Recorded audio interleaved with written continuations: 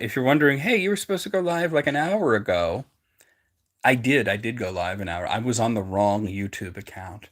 Somehow, several people found me. But that actually explains why I was getting some strange messages at the beginning of stream about, hey, you should probably set up having moderators and that kind of thing. And it also explained why the views were low. But we're here. Many greetings, Dylan, Time Lord. Hey, and you have your normal name there. Okay. Yeah, that was completely my fault. I should have double checked which account I was on before I hit the live button. So I'm gonna have to pull once I get my computer set up and everything, I'm gonna have to pull that live off of there and then edit it together with this one and upload it as a video so that it could be preserved all as one thing. Um, yeah, I was. Wait a minute. Okay, so Time Lord Guy and Dylan and Gray and a few other people that were in there. How did you guys like find the stream when I wasn't even on the right account? I wasn't even streaming to the proper account, and you couldn't. Well, now you could. Yeah, I don't have that set up on the other account because I don't stream there. I had no idea that I was streaming to the wrong account. That is completely 100% my fault. You got no. I mean, I guess you guys subscribe to that other channel. That's really mostly for gaming stuff and whatnot. Yeah. So I'm sorry for anybody that was waiting for the stream or for anybody that was like wondering what's going on. Like Alice texted me like, "Hey, what the heck, man?" You know. Um, why are you not live? And I'm like, I am live. I am live. What are you talking about? It's funny though, right? Let me take a drink of water. All right, so we were reading the new Shadow. So anyway, I was talking about this guy Borlas. He's an important guy in Athelion, and he's Baragon's youngest son, so he knows Faramir. He knows Faramir's kids. He probably knows Pippin pretty well. So like Bilbo's translation of the Silmarillion is a big deal, and that's why he would know about Melkor. And thank you, Dylan, for the super chat. Thank you very much. We're going to continue in just a moment. I just want to give it a minute here. Thank you, Alice, for letting me know that I was on the wrong account. Oh my God.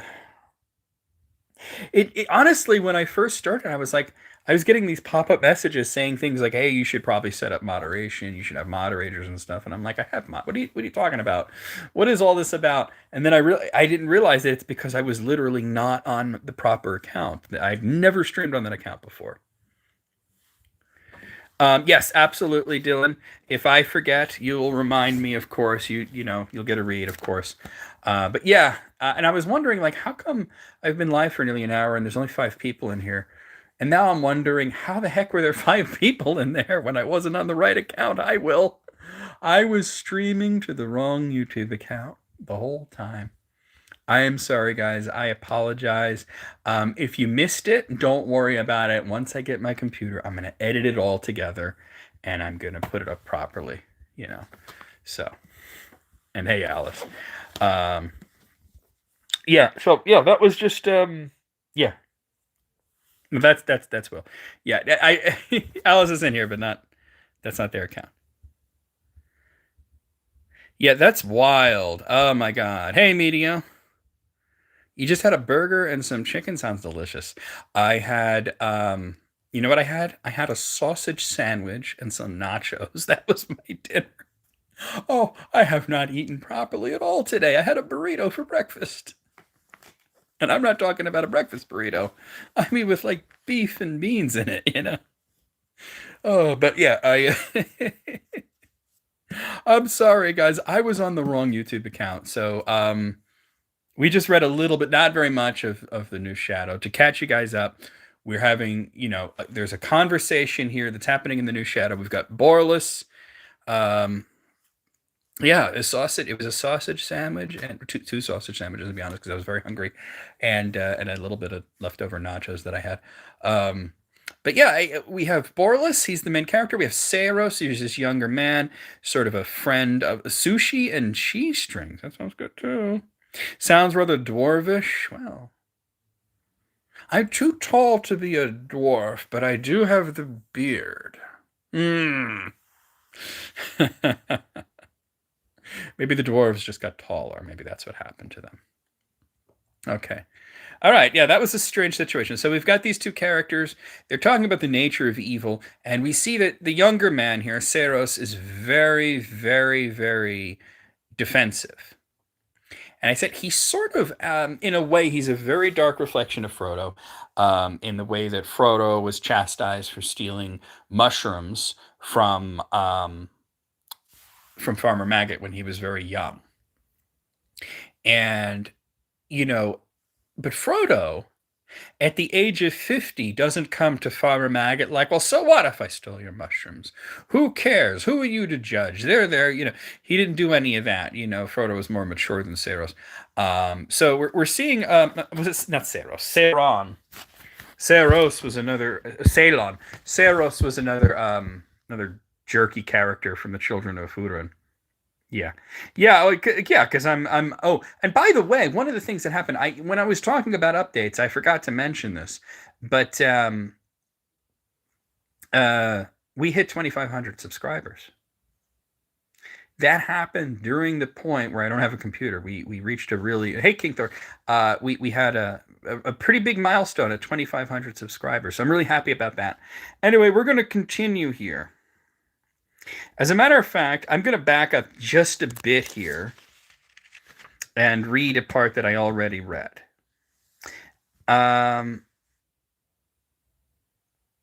Should I go over up? You know what? Why don't you, Dylan, since you were here for it, why don't you go ahead and go over the updates that I had gone over?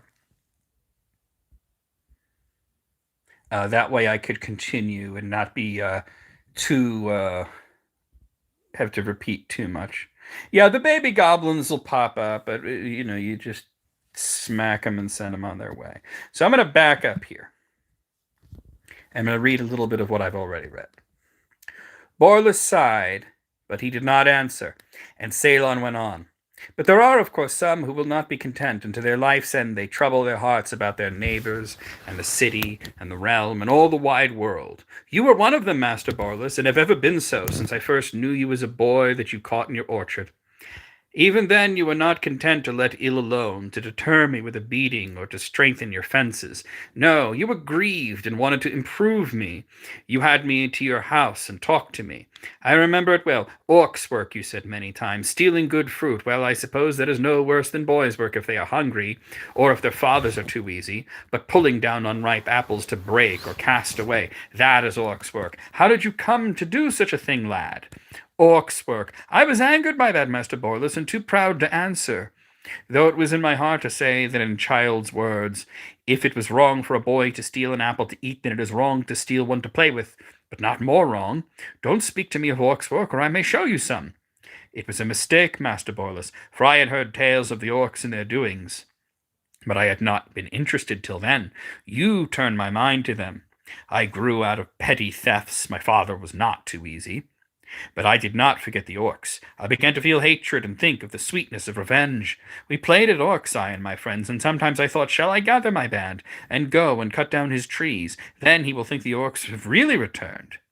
But that was a long time ago, Ceylon ended with a smile. Borlus was startled. He was now receiving confidences, not giving them.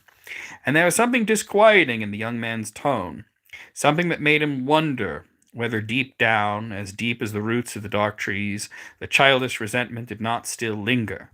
Yes, even in the heart of Ceylon, the friend of his own son, and the young man who had, in the last few years, shown him much kindness in his loneliness. At any rate, he resolved to say no more of his own thoughts to him. Alas, he said, we all make mistakes. I do not claim wisdom, young man, except maybe the little that one may glean with the passing of years, from which I know well enough the sad truth that those who mean well may do more harm than those who let things be. I am sorry now for what I did, if it roused hate in your heart, though I still think it was just. Untimely, maybe, and yet true.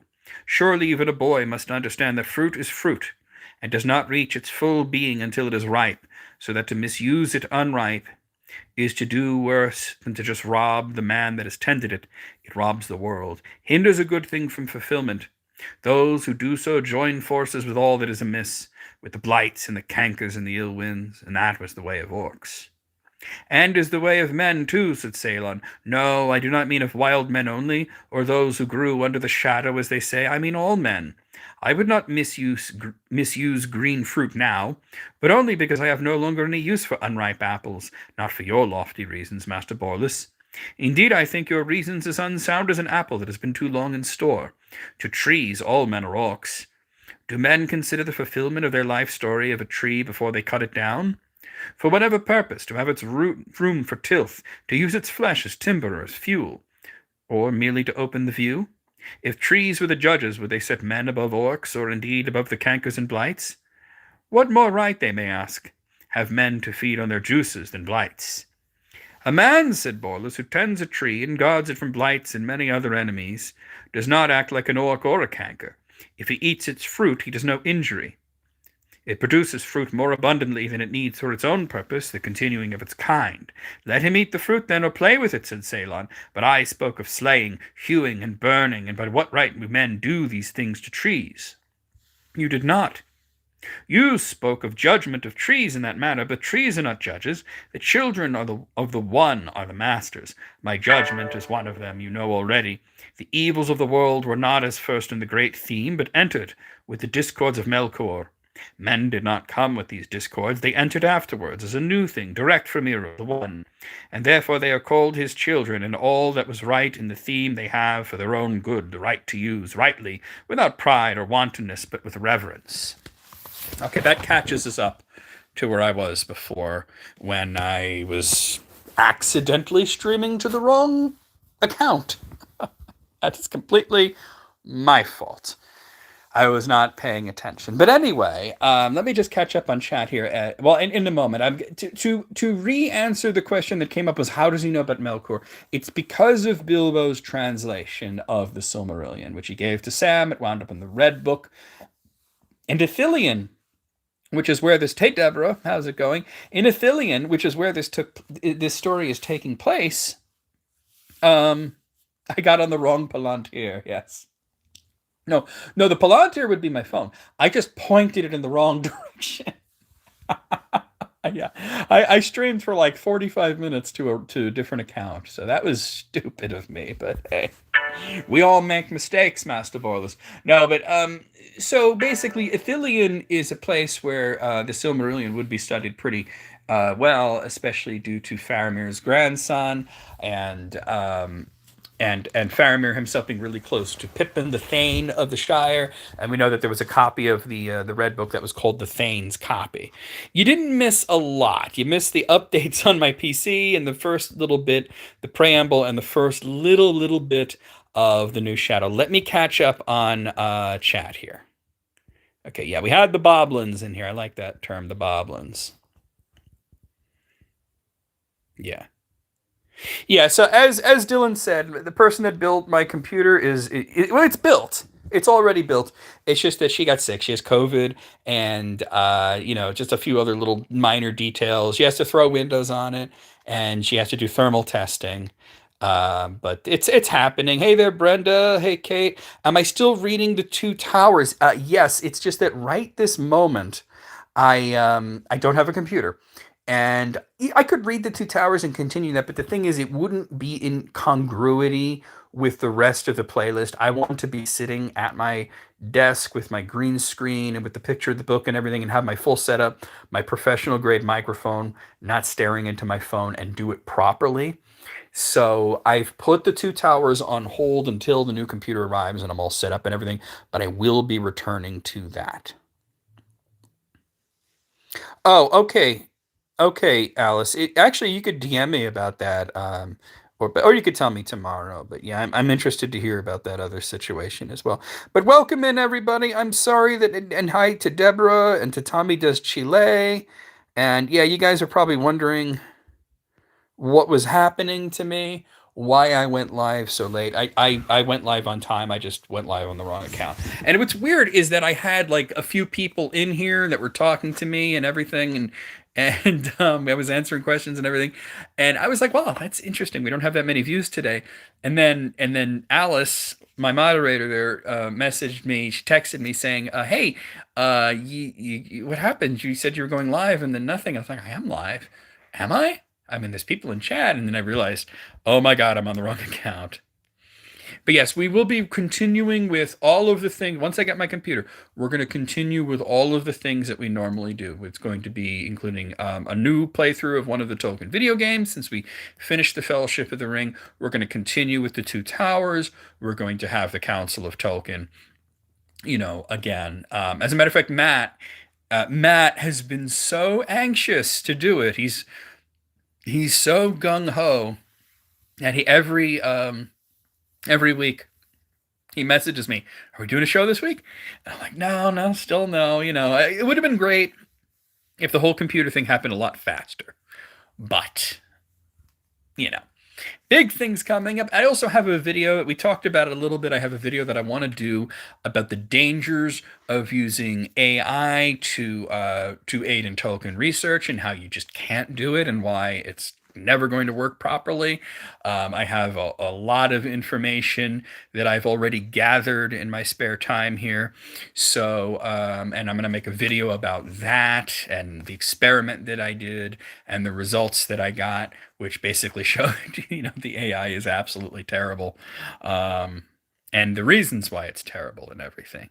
But yes, yes. As a matter of fact, Sid actually had a really good idea for doing like a sort of a special Thanksgiving episode of the Council of Tolkien. And I talked to Matt about that, and he liked the idea too. So we might be doing something like that too. But yeah, there we have it. I'm sorry for those of you who missed the first little bit. When I get the computer, I will be extracting that video from the other account and editing it together with this one so that it will all be as one thing, and we'll upload it. So let's continue on with today we're reading The Lost Unfinished Tales from the book The Peoples of Middle-earth, the two stories, The New Shadow, and after that we have another one called Tal Elmar, which is a second age story. So we have a fourth age story that we're going through now, an unfinished story, and then we have an unfinished second age story that we're going to go through. So let's continue from where we left off. If the smallest child of a woodman feels the cold of winter, the proudest tree is not wronged. If it is bidden to surrender its flesh to warm the child with fire. But the child must not mar the tree in play or in spite, rip its bark or break its branches. Oh, pages are very, very thin. And the good husbandman will use first, if he can, dead wood or an old tree. He will not fell a young tree and leave it to rot for no better reason than his pleasure in axe play. That is orcish. But it is even as I said, the roots of evil lie deep, and from far off comes the poison that works in us, so that many do these things at times, and become then indeed like the servants of Melkor. But the orcs did these things at all times. They did harm with delight to all things that could suffer it, and they were restrained only by lack of power, not by either prudence or mercy. But we have spoken enough of this. Why, said Ceylon, we have hardly begun. It was not of your orchard, nor your apples, nor of me that you were thinking when you spoke of the re-arising of the dark tree. What you were thinking of, Master Borlus, I can guess none the less. I have eyes and ears and other senses, master. His voice sank low and could scarcely be heard above the murmur of a sudden chill wind in the leaves, as the sun sank behind Mindoluin. You have heard then the name. With hardly more than a breath he formed it, of Herumor. Borlus looked at him with amazement and fear. His mouth made tremulous motions of speech, but no sound came from it. I see that you have, said Ceylon. And you seem astonished to learn that I have heard it also. But you are not more astonished than I was to see that this name has reached you. For as I say, I have keen eyes and ears, but yours are now dim even for daily use, and the matter has been kept as secret as cunning as could contrive. Whose cunning? Said Borlus, suddenly and fiercely. The sight of his eyes might be dim, but they blazed now with anger. Why, those who have heard the call of the name, of course, answered Ceylon unperturbed. They are not many yet, to set against all the people of Gondor, but the number is growing. Not all are content since the great king died, and fewer now are afraid. So I have guessed, said Borlus. And it is that thought that chills the warmth of summer in my heart. For a man may have a garden with strong walls, Ceylon, and yet find no peace or content there. There are some enemies that such walls will not keep out, for his garden is only part of a guarded realm after all. It is to the walls of the realm that he must look for his real defense. But what is this call? What would they do? He cried, laying his hand on the young man's knee. I will ask you a question first before I answer yours, said Ceylon, and now he looked searchingly at the old man. How have you, who sit here in the Emin Arnon, and seldom go now even to the city, how have you heard the whispers of this name? Borlus looked down on the ground and clasped his hands between his knees. For some time he did not answer. At last he looked up again. His face had hardened and his eyes were more wary. I will not answer that, Ceylon, he said.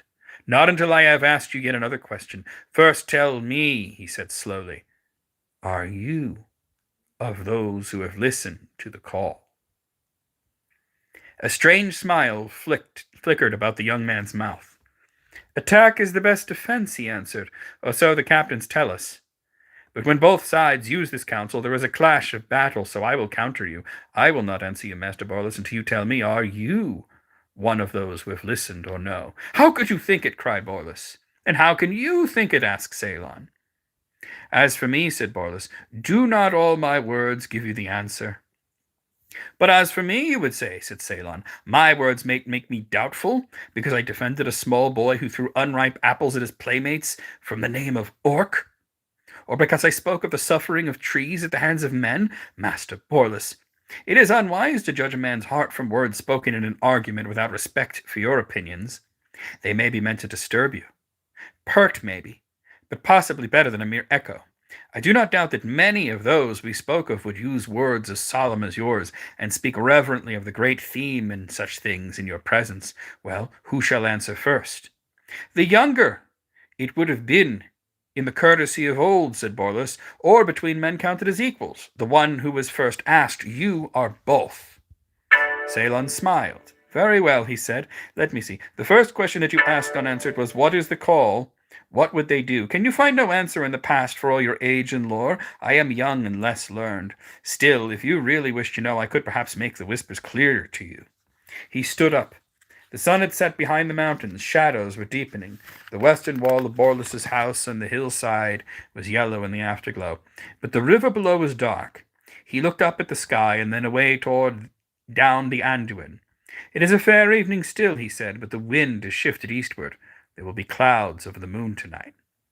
Well, what of it? Said Borlus, shivering a little as the air chilled, unless you mean only to warn an old man to hasten indoors and keep his bones from aching. He rose and turned to the path towards his house, thinking that the young man meant to say no more, but Ceylon stepped up beside him and lay a hand on his arm. I warn you rather to clothe yourself warmly after nightfall, he said. That is, if you wish to learn more, for if you do, you will come with me on a journey tonight. I will meet you at your eastern gate behind your house, or at least I shall pass that way as soon as it is full dark, and you shall come, or not, as you will. I shall be clad in black, and anyone who goes with me must be clad alike. Farewell now, Master Borlus. Take counsel with yourself while the light lasts. With that, Ceylon bowed and turned away, going along another path that ran near the edge of a steep shore, away northward to the house of his father. He disappeared round a bend, while his last words were still echoing in Borlus's ears. Okay, we're going to pause there and talk about what we read. I also want to catch up on the chat here. Oh, yes, because you're Borlus. We are reading The New Shadow, Deborah, which is an unfinished tale. It's not found in the book Unfinished Tales, however. It's one of the lost unfinished tales. It's found in the book The Peoples of Middle-earth. It was the sequel to The Lord of the Rings that Tolkien started writing in the 50s and then stopped because he felt that it was not very good, or at least not worth reading or writing.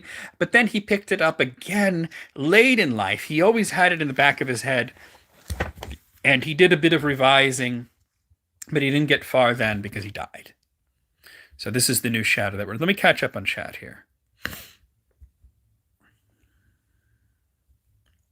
Let's see. Okay. Brenda, you have a question? It may be stupid. Did Arwen's brothers stay behind on Middle Earth or sail away to Valinor with Elrond? It's not a stupid question at all, Brenda. It's not a stupid question. As a matter of fact, it's one of those questions that is basically impossible to answer. It's sort of like the same sort of thing as what happened to the Entwives, right? Or who really is Tom Bombadil? Where you could talk about it for a long time and never come to a definitive answer. So we're never told what happens to Eladir and Elrohir and Eladon.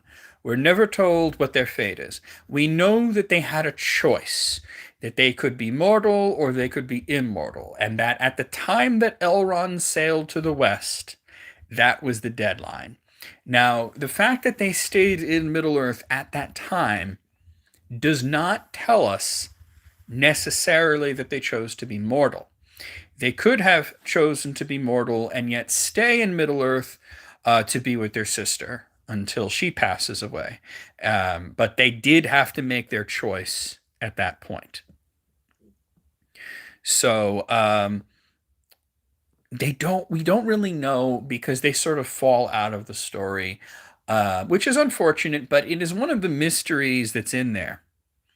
And because of these mysteries, it makes the world feel kind of real in the sense that we don't know every single little detail. So there you go. Now, Tommy, I actually answered this a little while ago, but I'll answer you again. If I had to take a stab in the dark, who would have been the evil lord in the new Shadow? It would have been a brand new character, and I base this simply on the fact that it is called the new Shadow. It's not like, like the Shadow Returns or something like that, which, by the way, the Shadow Returns was one of the working titles for the Fellowship of the Ring. So what we see here, though, is the rising of a cult. We have a cult that is rising in Gondor, and they're talking about Heramor. And Heramor is sort of the probably is the character that we're talking about, this new character, the cult leader, we may say.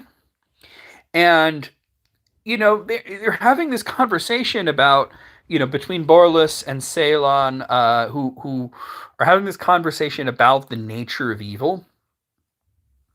And chicken noodle soup, very good, classic. About the nature of evil, and with Salas getting kind of defensive and getting weird about it. And then, they bring up, hey, do you know this name? And how do you know the name? How do you know the name? I'm not going to answer your question until you answer this. And I'm not going to answer that until you answer this. And they get into this back and forth with Ceylon basically saying, hey, look, I'll be walking by your house later, dressed in black. If you want to follow me, dress all in black and follow. And so what's happened here to Borlus, who, for those of you who missed the first part, is the youngest son of Beregond, a character from The Lord of the Rings, is being invited to a cult meeting, basically. He's being told, hey, if you really want to learn what we're all about, why don't you come to our meeting? There'll be punch and pie.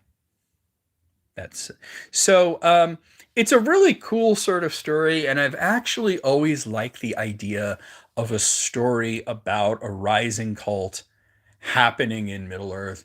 It's just that I think Tolkien struggled with it not being anything like The Lord of the Rings, or anything like The Hobbit, or anything like The Silmarillion, and being basically he was put himself into a position where, in his own words, he would be writing a thriller.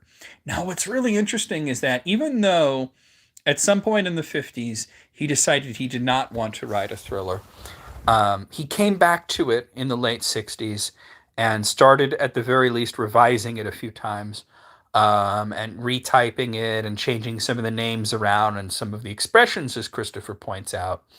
But I think he's good at it. I think he's good at writing a thriller because you can feel the sort of tension. It sort of reminds me of a film that came out in the 80s, which was a remake of a film from the 50s, but it was called The Thing.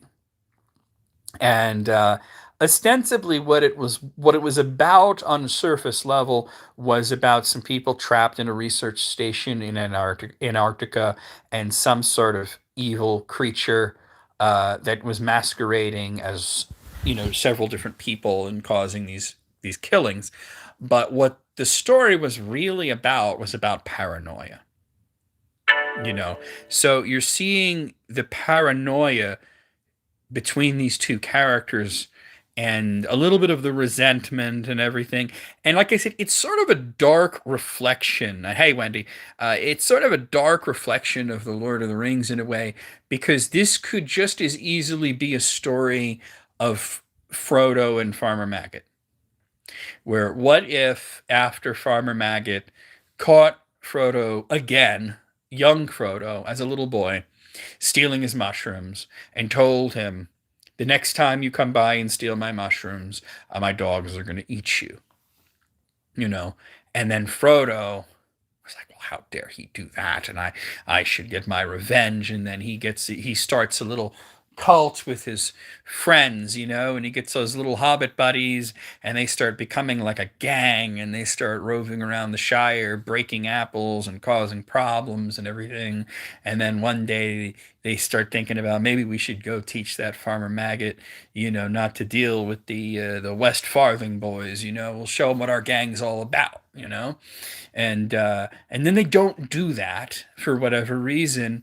But then later in life, nothing with the ring ever happens. But then one day, Frodo and Farmer Maggot are sitting there in Buckland, and they're having a conversation, and he goes, you really messed me up when you said you were going to have my dogs eat me, because I became a kind of bad kid, and it's all your fault. And now I'm in a cult, and maybe you should join it. So now that'd be a movie, yeah, straight out of the West Farthing, exactly, the West Farthing boys, right? Yeah. All right, now I think I missed something about. It reminded you of Lovecraft had written fantasy. Yeah, kind of. Yeah, kind of. Now, what was this about Melian? Could Emhyr have incarnated like Sauron and become a new Dark Lord? Well, Sauron never incarnated. That's important to note. He was always able to leave his body if he needed to. When you're incarnated, you can't do that. So the proof of Sauron having never been incarnate is the fact that he took a smoky spiritual form of a great cloud crowned with lightning, and attacked, or at least attempted to attack, Gandalf and Aragorn and Imrahil, and then was blown away by the wind. In one of his letters, Tolkien said that Sauron's body was still sitting on the throne, that it withered away after the ring was destroyed. Melian, um, she was not fully incarnated, in the fact that she could, if she really wanted to, leave the body that she had. But she entered into an agreement with the Valar that she would not do that because of her marriage to Eluthingle. So while she was not stuck in that form, she was sort of legally obligated to stay in that form. So it's a little bit dangerous. Is there anything of the Antichrist in this new villain? Well, keep in mind, an illusion is not necessarily an allegory, so he could absolutely allude to an Antichrist like character. However, if we look at the biblical, and I'm not a Bible scholar, I know a bit about the Bible, you know, and I know a bit about the Antichrist, and Sauron is closer than this. You know what I mean? Because the Antichrist is somebody who would appear fair at some point, and would appear to have good words, and to speak like he was Jesus, but lead people in the wrong direction. So the cult that we're seeing here is a little bit more obviously sinister. They're not telling these young men that, hey, like Sauron did when he came to Eregion, I'm a member, I'm an agent of the Valar, and I'm here to bring you good deeds and good gifts. This is, hey, you are the way that you are, and that's good, and we're going to let you indulge in all your darkest fantasies. Yes, and the Antichrist is largely extra biblical, especially of it being one specific character. It is meant to be more of an archetype than a specific person. So that is very true. Now, if you have Bible questions, Alice is the one to ask more than I would be. As a matter of fact, I just got Alice for their birthday an annotated Bible with the Apocrypha in it. Or if you wanted more of the Catholic sort of view, you could ask Matt, you know. But yeah. So, like I said, it wouldn't necessarily, if he was alluding to that sort of thing, he's not, but if he was alluding to that sort of thing, that in and of itself would not be an allegory. Just like the fact that he admitted that the lembas bread was inspired by the Eucharist, that's not an allegory, it's just an inspiration or an illusion. you know. And I had a long talk with Matt about this once because a lot of people, including the very best and brightest of us, will see allegories where they're not, in the sense that we see something and we think, oh, well, that's an allegory. And it's not that we're wrong about the message, it's that we're wrong about the definition of allegory. So there we have that. But anyway, let's continue here.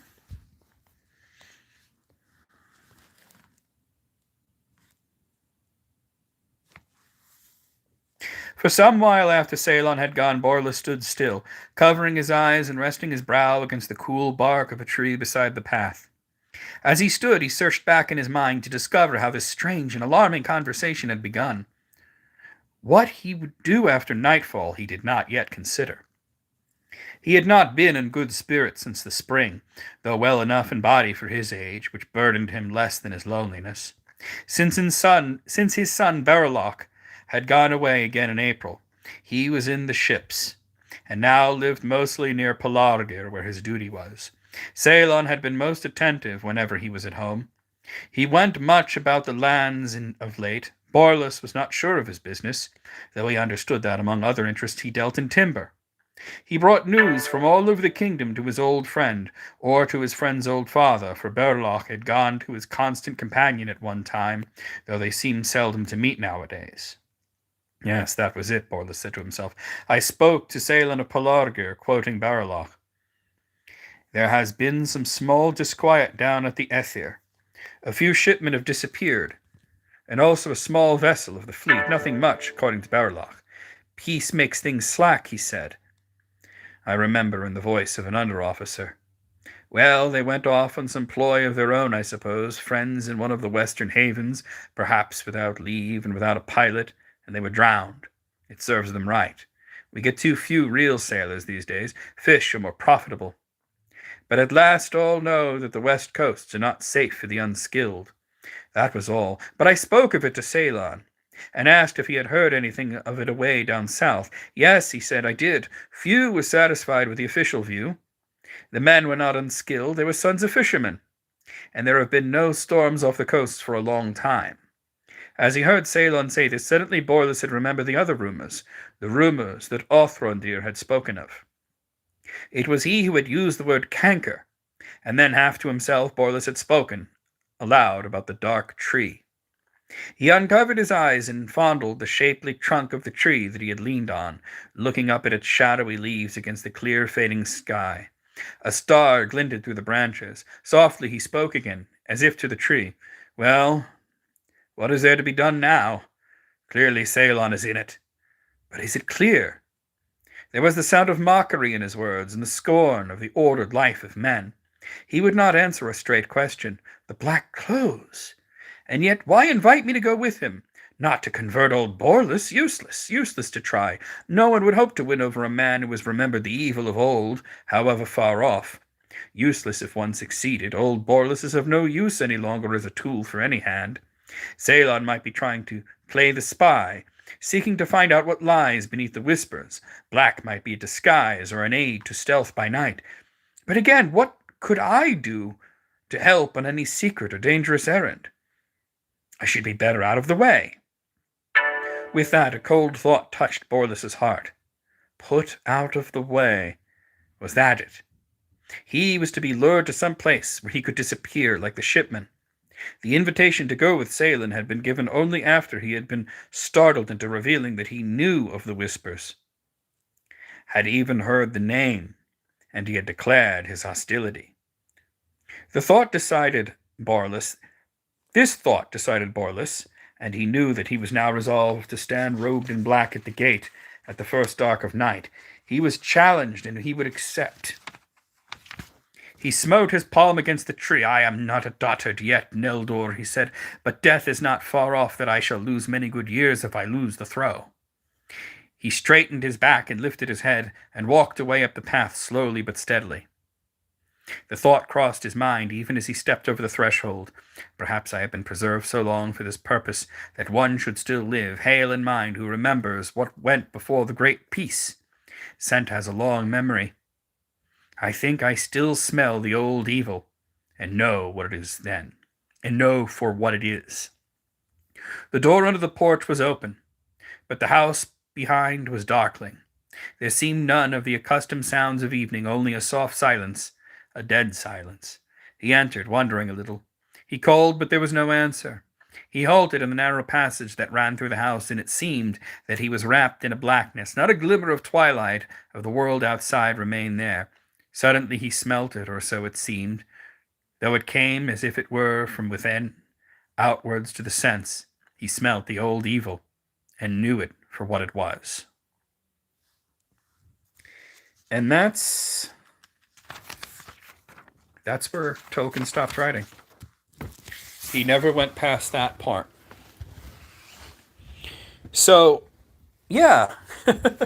So what's interesting about it, now that we've sat here and we've digested The New Shadow, it's something that we could reflect on, where if you were just reading Tolkien's letters or just hearing of what Tolkien said about the story,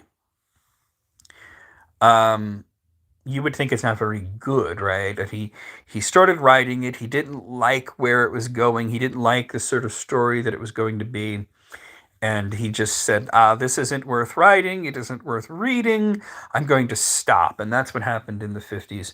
Shortly after he had finished writing The Lord of the Rings, he jumped right back in with the sequel. And it's sort of like what happened with The Hobbit. You know, he started writing The Lord of the Rings right after The Hobbit. It just took him 20 years to do it. The problem is that 20 years after The Lord of the Rings, he died, you know, he was already gone. So he never really got to finish it. But he showed signs of going back and being interested in it. But what's really interesting here is that it's good. It's fascinating. The dialogue is good. There's tension. Already it sets up a lot. You know, it sets up this Heromor, this mysterious cult leader, this cult, and then what is happening here? He's invited to go with Salos, and he's like, is Salos in the cult and he wants me to join? But what good would I be? Or maybe he's trying to sniff out the cult, but then again, what good would I be? And then he thinks, oh my God, he's going to bring me out into the woods and kill me. And then he's like, you know what? I'm going. Because you know what? I only got a few years left here, so I might as well see what's what. And if I get murdered, it's no big deal because I'm old, you know. I'm old, I'm lonely, my wife's gone, you know, I'm estranged from my son to a certain extent. So, you know. Also, we get this sort of like frame story, or at least the beginnings of what could be a frame story, where it starts with him talking about the roots of the evil tree, and then it goes into this very confrontational and very paranoid sort of conversation. And then, you know, the strange invitation, and Salos leaves, and then Borlus is let to sit there and go, how the heck did we get there? We were just sitting here, and all of a sudden we're having this strange argument, and I might be murdered. And then he has to reflect and think back, oh wait, so it was my son, and he was saying that people were missing, and that there was an official story that they were, you know, very poor sailors, and they were sort of just swept out to sea and drowned. but a lot of people don't believe that, and then there's something else going on there. So, there you have it. So, I think a lot of people, Dylan, haven't read The New Shadow, even if they have access to it, because they think, well, Tolkien said it wasn't very good, so, why bother, right? But then Tolkien, who is a bigger critic of his than himself? As a matter of fact, in the foreword to The Lord of the Rings, he even says, I have many critics, and they say some terrible things about my books, and that's fine because they're not going to say anything that's worse than what I would say. So there you have that. Yeah, the baby goblins are out, but that's okay. Let me back up here and see if I missed anything. Sauron is most closer to a Satan character, intelligent and manipulative. Morgoth is like a demon, pure rage. Um, no, I'll tell you why. Because who manipulated Sauron into becoming who he was? Morgoth was the ultimate evil. He was the first evil. You know what I mean? He invented the concept of evil. I think it's more accurate, Richard, to say that Sauron is a devil, but Morgoth is the devil. So I think that's where we're at there. As a matter of fact, there is actually this is one of the few instances where we actually have video footage of Tolkien, and he was asked the question, "Is Sauron the devil?" And he said, "No, but he knows him. He's a few degrees lower than the devil, but he knows the devil." All right. Anything else that I want to address here? Let's see. Oh, I scrolled up way too far here.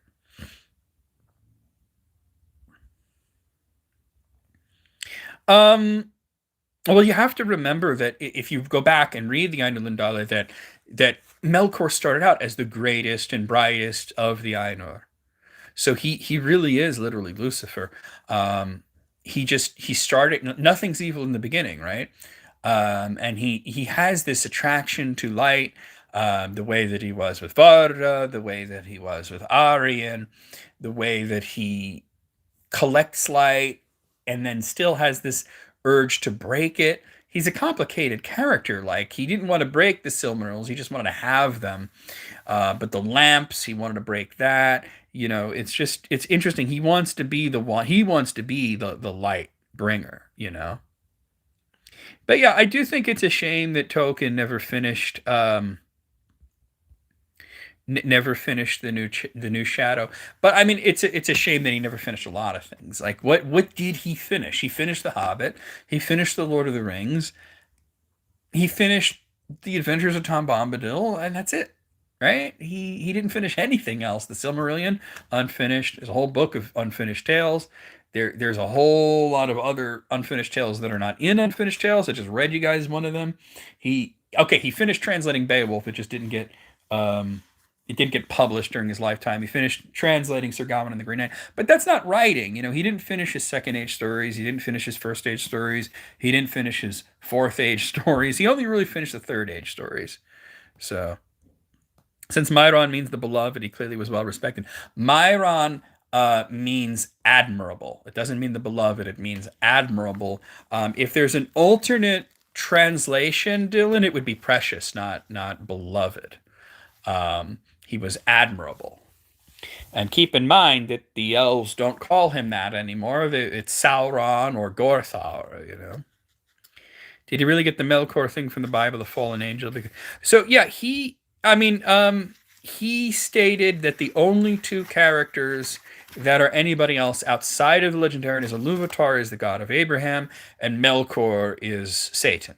Anybody else is completely made up by him. Farmer Giles of Ham, yeah, that's finished. Yeah, no, that's a good one. I mean, there are a few smaller stories like Farmer Giles of Ham, Leaf by Neagle, which we read last time. Little short stories like that. I sort of do put them under the umbrella of like the Adventures of Tom Bombadil. Um, but the bigger stories, he didn't, he stopped the new Shadow. He kind of took it up again and still didn't finish it. When he died, he was working on a lot of things. He was working on a history of Galadriel. He was working on a really, really good version of the Fall of Gondolin that we only got like a little bit of, but Boy, is it good. He almost finished The Children of Hurin, in the version that you can get as a book. You know, this one here? It's like 95% complete. Very readable. I think one of his greatest books, you know? The orange chicken was good. You wouldn't call it spicy, but to have a little kick. Oh, okay. Yeah, I was wondering about that because you said you were going to try I've never had. I've never had Panda Express. But, you know, I love Chinese food. It's just we don't have them in our area. You know, I would. I mean, they're famous for orange chicken. That would be the first thing that I would try, right? Oh, but yeah, I mean, like a lot of his stories just wound up not finished. You know, even like the Lost Road was not finished. It wound up becoming parts of it were sort of cannibalized into the Numenor myth. You know, but yeah, a lot of I mean, he even his translations, he didn't finish translating the Jerusalem Bible. He didn't finish translating the Fall of Arthur.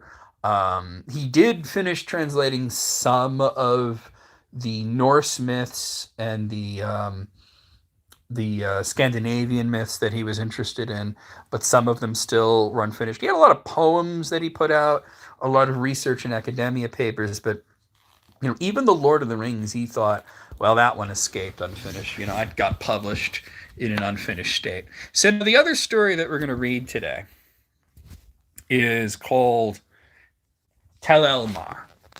And so we're going from the Fourth Age, we're going back to the Second Age. So I'm going to give you the preamble here.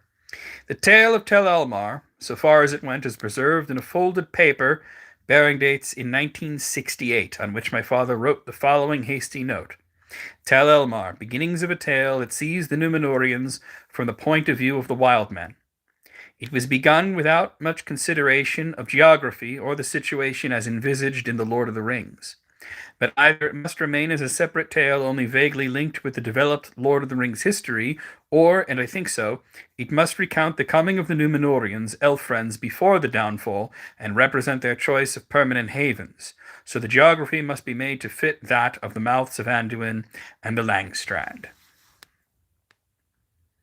So, oh, of course he read it. Of course he read it. There's no doubt there. So we have Tel Elmar. Now, Tel Elmar is a really interesting tale. And like I said, it's a tale of the Numenorians, but it's not from their perspective. Most of the tales that we know of Numenor are either from their perspective or from the perspective of the elves. So this is a Middle-earth perspective, but not an elvish perspective. This isn't Gil-galad. This isn't Elrond telling the story. These are some men that live in Middle-earth, the wild men, and Numenorians are coming, and they're not too happy about it. So let's read that now. Oh, actually, there's more preamble here, huh? Okay, here we are. But that was written 13 years after he had abandoned the story, and there is no sign that he returned to it in his last years. Brief as it is, and as it seems uncertain of direction, such a departure from all other narrative themes within the compasses of Middle-earth will form perhaps a fitting conclusion to this history. The text is in two parts. The first is a typescript of 6 sides that breaks off in the middle of a sentence. But the first part of this is extant also in a rejected page, part typescript and part manuscript. Beyond this point, the entire story is the first stage of composition. The second part is a manuscript in which my father wrote continuation of Tel Elmar and the date January 1955. There is no indication of how long a time elapsed between the two parts, but I believe that the typescript belongs also to the 1950s. It is remarkable that he should have been working on it during the time of extreme pressure between the publication of The Two Towers and that of The Return of the King. This manuscript takes up the story from the point where it was left in the typescript, but does not complete the unfinished sentence. It becomes progressively more difficult, and in one section is at the very limit of legibility, with some words uninterpretable. Towards the end, the narrative breaks up into experimental passages and questionings.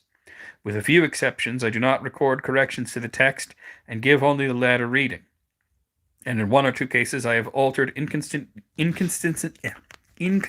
uses of thou and you. In the days... Oh, here's where it starts. Okay, here we go. In the days of the Dark Kings, when a man could still walk dry-shod from the rising of the sun to the sea of its setting, There lived in the fenced town of his people in the green hills of Agar an old man by name Hazard Longbeard. Two prides he had, in the number of his sons, 17 in all, and in the length of his beard, 5 feet without stretching. But his joy in his beard was the greater, for it remained with him and was soft and ruly to the hand, whereas his sons, for the most part, were gone from him, and those that remained or came ever nigh were neither gentle nor ruly. They were indeed much as Hazard himself had been in the days of his youth, broad, swarthy, short, tough, harsh-tongued, heavy-handed, and quick to violence. Save only one, and he was the youngest. Tel Elmar Hazard his father named him. He was yet but 18 years of age, and lived with his father, and the two of his brothers next elder. He was tall and white-skinned, and there was a light in his eyes that would flash to fire if he were wroth. And though that happened seldom, and never without great cause, it was a thing to remember and beware of. Those who had seen that fire called him Flint Eye, and respected him, whether they loved him or no. For Tal Elmar might seem, among that swart, sturdy folk, slender-built and lacking in the strength of leg and neck that they praised, but a man that strove with him soon found him strong beyond guess, and sudden and swift, hard to grapple and harder to elude. A fair voice he had, which made even the rough tongue of that people more sweet to hear, but he spoke not overmuch, and he would stand often aloof, when others were chattering, and a look on his face that men read rightly as pride, yet it was not the pride of a master, but rather the pride of one of alien race, whom fate has cast away among ignoble people, and there bound him in servitude. For indeed Tal Elmar labored hard and at menial tasks, being but the youngest son of an old man, who had little wealth left save his beard and a repute for wisdom. But strange to say, in that town he served his father willingly and loved him, more than all his brothers in one, and more than was the want of any sons in that land. Indeed, it was most often on his father's behalf that the flint flash was seen in his eyes. For Tel Elmar had a strange belief, whence it came was a wonder, that the old should be treated kindly and with courtesy, and should be suffered to live out their life days in such ease as they could. If ye must gainsay them, he said, let it be done with respect. For they have seen many years, many times, maybe, have they faced the evils which we have come to untried. And grudge not their food and their room, for they have labored longer than have ye, and do but receive now, belatedly, part of the payment that is due to them. Such plain folly had no effect on the manners of his people, but it was law in his house, and it was now 2 years since either of his brothers had dared to break it. Hazard loved his youngest son dearly in return for his love, yet even more for another cause which he kept in his heart, that his face and his voice reminded him of another that he long had missed. For Hazard had also been the youngest son of his mother, and she died in his boyhood, and she was not of their people. Such was the tale that he had overheard, not openly spoken indeed, for it was held no credit to the house. She came of the strange folk, hateful and proud, of which there was rumor in the westlands, coming out of the east, it was said. Fair, tall, and flint-eyed they were, with bright weapons made by demons in the fiery hills. Slowly they were thrusting towards the shores of the sea, driving before them the ancient dwellers in the lands. Not without resistance. There were wars in the east marches, and since the older folk were yet numerous, the incomers would at times suffer great loss and be flung back. Indeed, little had been heard of them in the hills of Agar, far to the west, for more than a man's life, since that great battle of which songs were yet sung. In the valley of Ishmalag it had been fought, the wise in lore told, and there was a great host of the fell folk had ambushed in a narrow place and slaughtered in heaps. And in that day many captives were taken, for this had no affray on the borders or fight with the advance guards. A whole people of the fell folk had been on the move with their wains and their cattle and their women. Now Buldar, father of Hazard, had been in the army of the North King, that went to the muster of Ishmalag, and brought back from the war as booty a wound and a sword and a woman. And she was fortunate, for the fate of the captives was short and cruel, but Buldar took her as his wife, for she was beautiful, and having looked on her he desired no woman of his own folk. He was a man of wealth and power in those days, and did as he would, scorning the scorn of his neighbours. But when his wife, Elmar, had learned at length enough of the speech of her new kin, she said to Buldar on a day, I have much to thank thee for, lord, but think not ever to get my love so, for thou hast torn me from my own people, and from him that I loved, and from the child that I bore him. For them never shall I yearn and grieve, ever shall I learn and grieve, and give love to none else. Never again shall I be glad while I am held captive among a strange folk that I deem base and unlovely. So be it, said Buldar, but it is not to be thought that I should let thee go free, for thou art precious in my sight, and consider well, vain is it to seek to escape from me. Long is the way of the remnant of thy folk, if any still live, and thou wouldst not go far from the hills of Agarir, or thou met death, or a life far worse than mine shall be thine in my house. Base and unlovely thou namest us, truly maybe. Yet true is it also that thy folk are cruel and lawless, and the friends of demons. Thieves are they, for our lands are ours for mould, from which they would wrest from us their bitter blades. White skins and bright eyes are of no warrant for such deeds. Are they not? Said she. Then neither are thick legs and wide shoulders. Or by what means did ye gain these lands that ye boast of? Are there not, as I hear men say, wild folk in the caves of the mountains who once roamed here free, ere ye swart folk came hither and hunted them like wolves? But I spoke not of rights, but of sorrow and love. If here I must dwell, then dwell I must, as one whose body is in this place as thy will. But my thought far elsewhere, and this vengeance I will have, that while my body is kept here in exile, the lot of all this folk shall worsen, and thine most. But when my body goes to the alien earth, and my thought is free of it, then in thy kin one shall arise who is mine alone, and with his arising shall come the end of thy people, and the downfall of your king. All right, let's pause there, especially since I really need to drink water.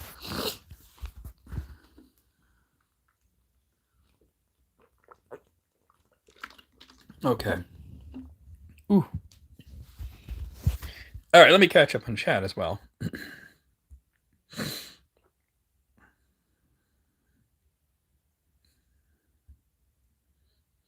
Oh, so you kind of tried a whole bunch of different things, huh? It sounds good. I've always wanted to try Panda Express. We just don't have it here. Why are they called the wild folk? Do they call themselves that, or do other cultures call them? Other cultures call them that.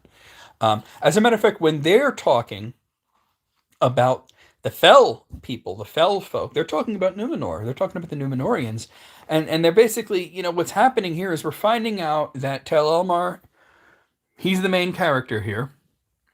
His father is Hazad, and then and then his father basically captured a Numenorian woman and took her as his wife, and she's saying, "Hey, if this is what I got to deal with, this is what I got to deal with. But I won't ever love you. And eventually, we're gonna have a son, and he's gonna be just mine. He's gonna be like me. He's gonna be Numenorian." And that's why Tel Elmar is not like anybody in his community. He's got fair skin. He's not dark like they are. He's tall and thin, and instead of short and squat, and we're having this sort of like back and forth about it, because you could easily feel bad for her because she was captured and forcibly taken and everything. But you also have to understand that at this point in the story, Numenor are not the good guys. They're colonizing Middle Earth, and basically they're saying, hey, you guys came and started taking our lands. You're the ones that have invaded it. You really think that having light skin and gray eyes gives you the right to do that? And her answer is sort of like, doesn't it?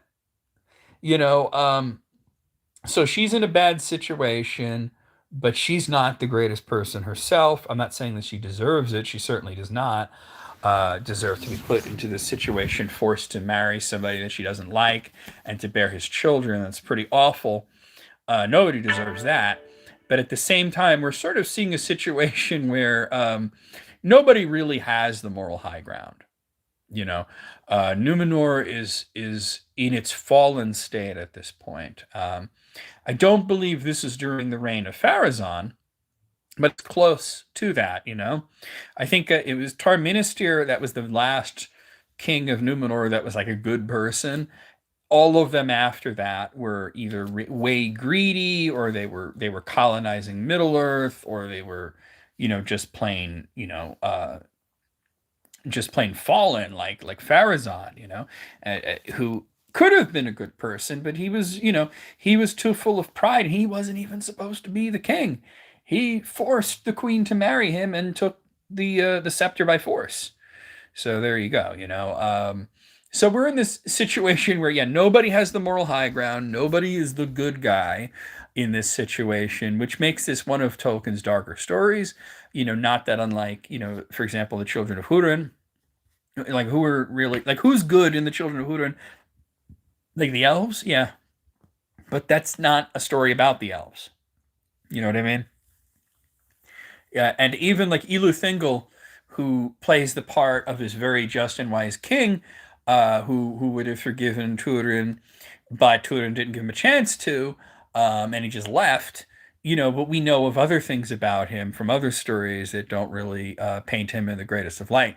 So what we're seeing here is a story where, yeah, it's gray on gray morality in a sense. Or I should say black on black morality, perhaps. It's really just a lot of darkness, and so, like I said, we don't see. This isn't like the Lord of the Rings. It's like the New Shadow, which is probably why it's paired with the New Shadow in the Unfinished Tales section of the Peoples of Middle Earth, because it's also a story that he started writing in the 50s, he abandoned, and that he came back to it in the late 60s and started revising it, and then in the early 70s he died, and it never got finished. And this one is like the other story that I would compare it to, not in the way that it's written, but in its eventual fate, is sort of like Eldarion and Arendis, the Mariner's wife, which is found in Unfinished Tales, which just sort of just stops. And this one ends mid-sentence. And, well, Mariner's wife doesn't exactly end mid-sentence. It certainly ends sort of like mid-thought, like big cliffhanger energy there. But let's continue here. Thereafter Elmar said no more on this matter, and she was indeed a woman of few words while her life lasted, save only to her children. To them she spoke much when none were by, and she sang to them many songs in a strange, fair tongue. But they heeded her not or soon forgot, save only Hazard the youngest, and though he was, as all her children, unlike her in body, for he was nearer to her in heart. So what we're seeing is Tal Elmar is Hazard's favorite son, because he reminds him of his mother. And we see a little bit of this sort of thing in The Lord of the Rings, specifically with Denethor. And people are like, why is it that Denethor's favorite son is Boromir?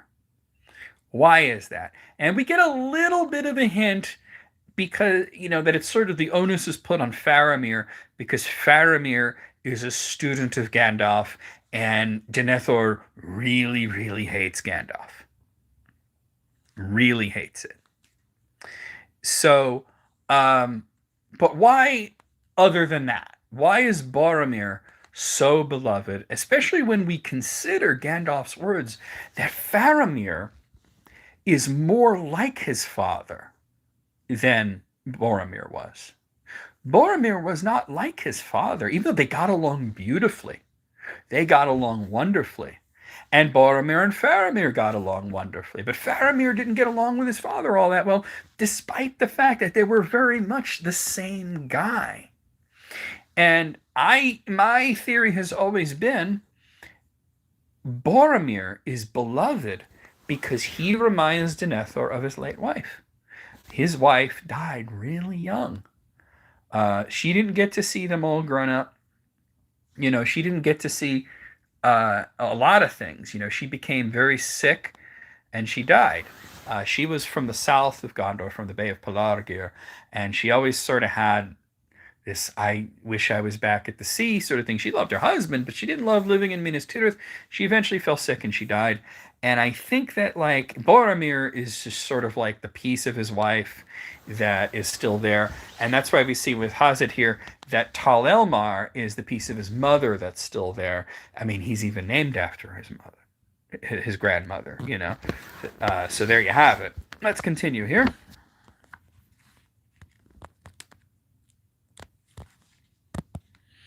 The songs in the strange tongue he too forgot when he grew up, but his mother he never forgot. And he took a wife late, for no woman of his own folk seemed desirable to him that knew what beauty in a woman might be. Now that many of Not that many were his for wooing, for even as Elmar had spoken, the people of Agar had waned with the years, what with ill weathers and with pests, and most of all were Buldar and his sons afflicted, and they became poor, and other kindreds had taken their power from them. But Hazard knew naught of the foreboding of his mother, and in her memory loved Tal Elmar, and had so named him at birth. And it chanced on a morning of a spring that when his other sons went out to labor, Hazard kept Tal Elmar at his side, and they walked forth together and sat upon the green hilltop above the town of their people. And they looked out south and west to where they could see far away the great bight of the sea that drove in on the land and was shimmering like grey glass. And the eyes of Hazard were growing dim with age, but Tal Elmar's were keen. And he saw, as he thought, 3 strange birds upon the water, white in the sun, and they were drifting with the west wind toward the land, and he wondered that they sat upon the sea and did not fly.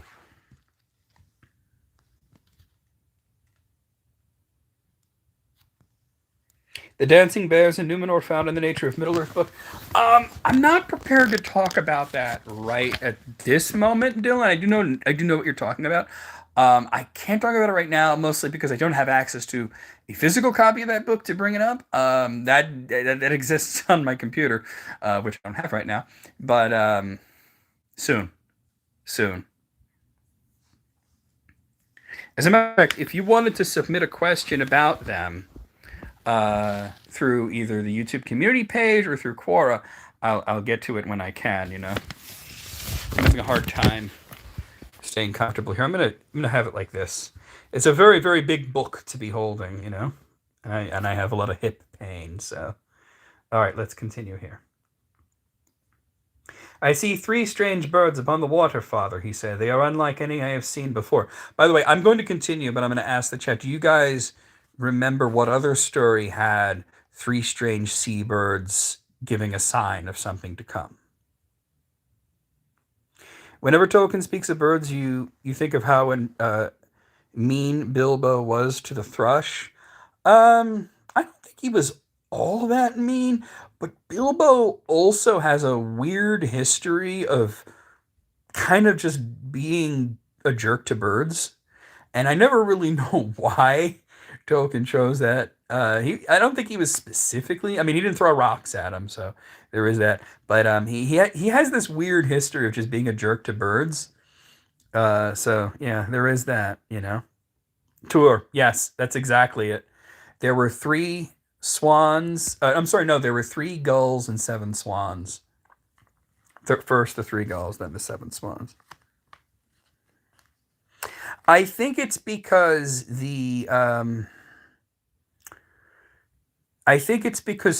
didn't speak he didn't speak thrush.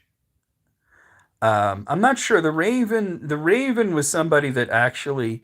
I like the fact that the Raven actually spoke back to Thorin a few times too, but the Thrush was able to speak Westron, so I don't really know.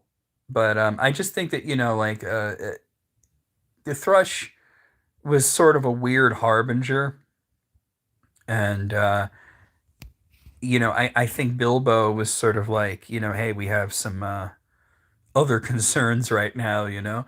But like I said, Bilbo and I've never really understood why. Maybe one of these days I'm gonna have to sort of take a deep, deep sort of psychological dive into it and find out why it is that Bilbo has this history of being such a jerk to birds. All right, but I'm gonna continue here. I was gonna continue while you guys thought on that, but yeah, you nailed it there.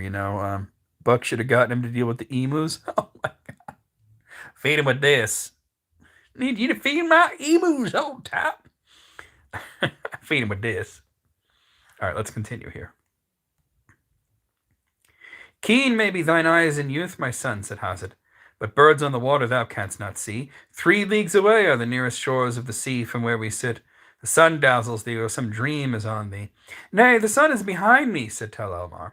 I see what I see, and if they be not birds, what are they? Very great they must be, greater than the swans of Gorbelgod, of which legends tell. And lo, I see now another that comes behind, but less clearly, for its wings are black. Then Hazard was troubled. A dream is on thee, as I said, my son, he answered, but an ill dream. Is not life here hard enough, that when spring is come and winter is over at last, thou must bring a vision out of the black past? Thou forgettest, father, said Tel Elmar, that I am thy youngest son, and whereas thou hast taught much lore to the dull ears of my brethren, to me thou hast given less of thy store. I know nothing of what is in thy mind. Dost thou not? Said Hazard, striking his brow as he stared out towards the sea. Yes, mayhap it is a long while since I spoke of it, but it is the shadow of a dream in the back of my thought. 3 folk we hold as enemies, the wild men of the mountains and the woods, but these are only those who stray alone need fear. The fell folk of the east, but they are yet far away, and they are my mother's people, though I doubt not they would not honor thy kinship if they came here with their swords, and the high men of the sea. There indeed we may dread is death, for death they worship and slay men cruelly in honor of the dark.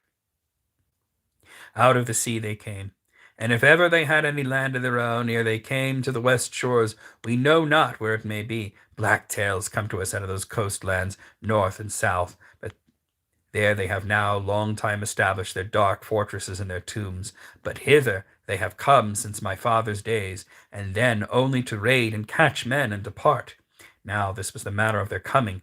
They come in boats, but not such as some of our folk use that dwell nigh the great rivers of the lakes for ferrying or for fishing. Greater than great houses are the ships of the Gohelig, and they bear store of men and goods, and yet are wafted by the winds. For the seamen spread great cloths like wings to catch the airs, and bind them tall poles like trees of the forest. Thus they will come to the shore where there is shelter, or as nigh as they may. And then they will send forth smaller boats laden with goods, and strange things, both beautiful and useful, such as our folk covet. These they will sell to us for small price, or give as gifts, feigning friendship and pity for our need, and they will dwell a while, and spy out the land and the numbers of the folk, and then go. Now, I just want to pause here and say, let's avoid the allegory here, because there is no allegory, but let's make an application. What does this remind you of? And while you think on that, right? While you think on that, because this could remind you of many different things, and I'm interested to see what you guys said. You did notice that Bilbo had a weird thing about birds. It was mentioned pretty early that when he was young, he would throw rocks at them. And that he was very good. Actually, it wasn't that. It was in Mirkwood Forest, because he was throwing rocks at the spiders, and it was sort of mentioned that he got really good at throwing rocks very hard and very accurately, because he used to throw rocks at birds, and that birds would avoid him because if he stooped to pick up a stone, they would fly away. So there you go. But anyway, don't you ever look up at the sky and just adore? I think you're using a speech to text, so I understand what you're saying. The beauty of the universe, you just keep your eyes straight, not looking at the ground and the sky, and just think about how to make money all day, every day. I think you have to do, unfortunately, in the world we live in, you have to do both. But we hope to make more time for the former, right? Yeah, I know. It's just weird that he threw that in there. Yeah, Bilbo was really good at throwing rocks at birds, and like, why did you put that in there? That's so strange. Like I said, one of these days, I should like to do sort of a deep psychological dive into why Tolkien felt that Bilbo should be somebody that throws rocks at birds. What do you guys think of this? The ship's coming, bearing gifts, feigning friendship, that sort of thing, and then stealing people, you know. Maybe birds attack Bilbo as a baby. Is he Tippi Hedren from the birds? No. Not as an allegory, of course, but as an application. I want to know. We live in a society, exactly.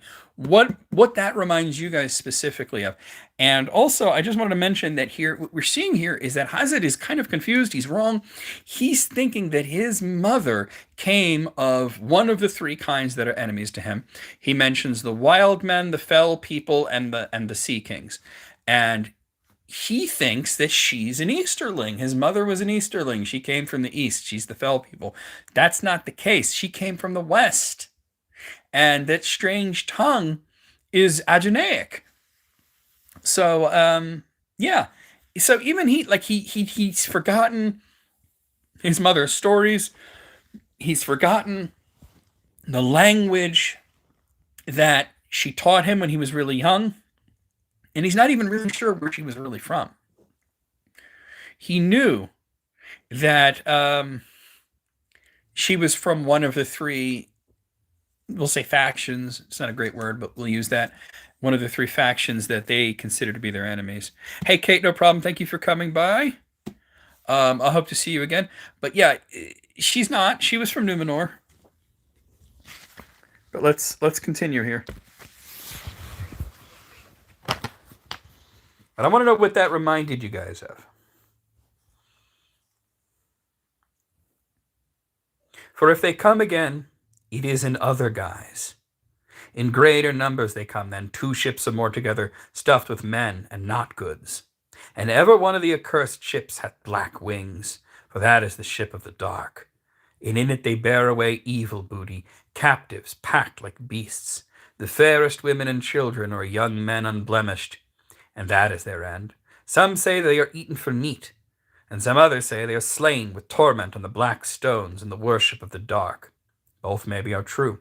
The foul wings of the seamen have not been seen in these waters for many a year, but remembering the shadow of fear in the past, I cried out and cry again, is not our life hard enough without the vision of a black wing upon the shining sea?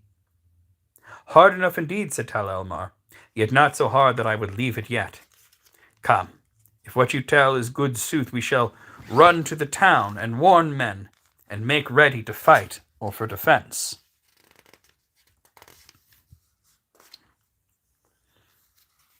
Sauron came bearing gifts. That's a good application. I was thinking more of a real world application. I was actually thinking, my personal application, and this is, like I said, it's geographically doesn't make sense, but that's why it's an application. I'm thinking of the people that were indigenous to my land and had men come from over the sea, and they gave them little gifts and little trinkets and pretended to be friends, and then started taking them away and taking their women and enslaving them and everything. If you guys know a little bit about my heritage, you would understand why I immediately think of that sort of thing. But I don't want to get too deep into that. If you guys maybe hit me up on Discord or something, I'll talk about it more. But I immediately think men coming from over the sea, pretending to be friends, giving little trinkets, and then they come back and they put us in ships and they take our women, and they take over our bloodlines, and they do horrible things, and we don't know what becomes of the people, you know. Yep. See, Alice, you know what I'm talking about. And I don't want to get too deep into that because it's a really hefty topic, but that's immediately where my mind goes.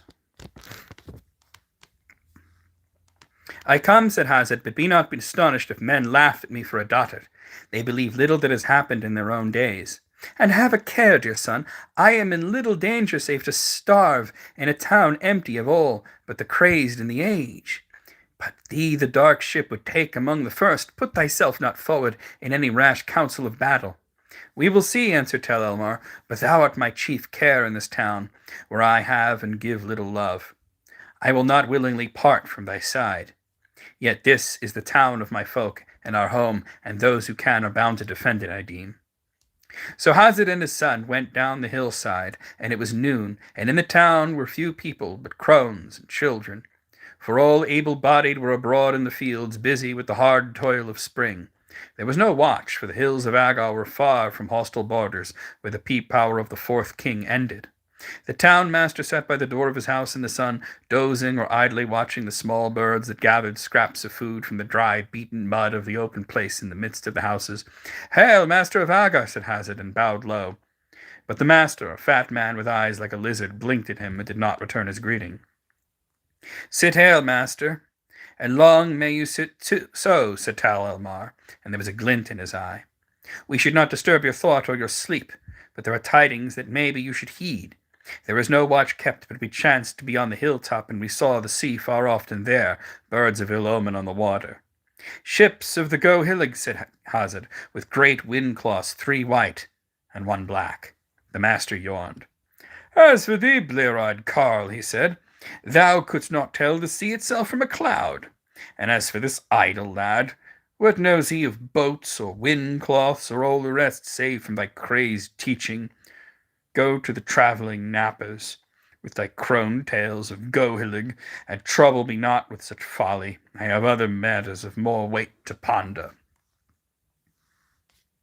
Hazard swallowed his wrath, for the master was powerful and loved him not, but Tal Elmar's anger was cold. "The thoughts of one so great must needs be weighty," said he softly. "Yet I know not what thought of more weight could break his repose in the care of his own carcass. He will be a master without people, or a bag of bones on the hillside, if he scorns the wisdom of Hazard, son of Buldar. Blear eyes may see more than those lidded with sleep." The fat face of Morgru the master grew dark, and his eyes were bloodshot with rage. He hated Tal Elmar, yet never before had the youth given him cause, save that he showed no fear in his presence. Now he should pay for that in his newfound insolence. Morgru clapped his hands, but even as he did so, he remembered that there were none within the call that would dare so grapple with the youth. Nay, not 3 together. And at the same time he caught the glint of Tal Elmar's eye. He blenched, and the words that he had been about to speak, "slave son and your brat," died on his lips. "Hazard Buldar, Tal Elmar Hazard of this town, speak not so with the master of your folk," he said. "A watch is set, though ye who have nothing of the ruling of this town in hand may know it not. I would wait till I have word from the watchers whom I trust than anything ill-boding that has been seen, but if ye be anxious, then go summon the men from the fields." Tal Elmar observed him closely as he spoke, and he read his thought clearly.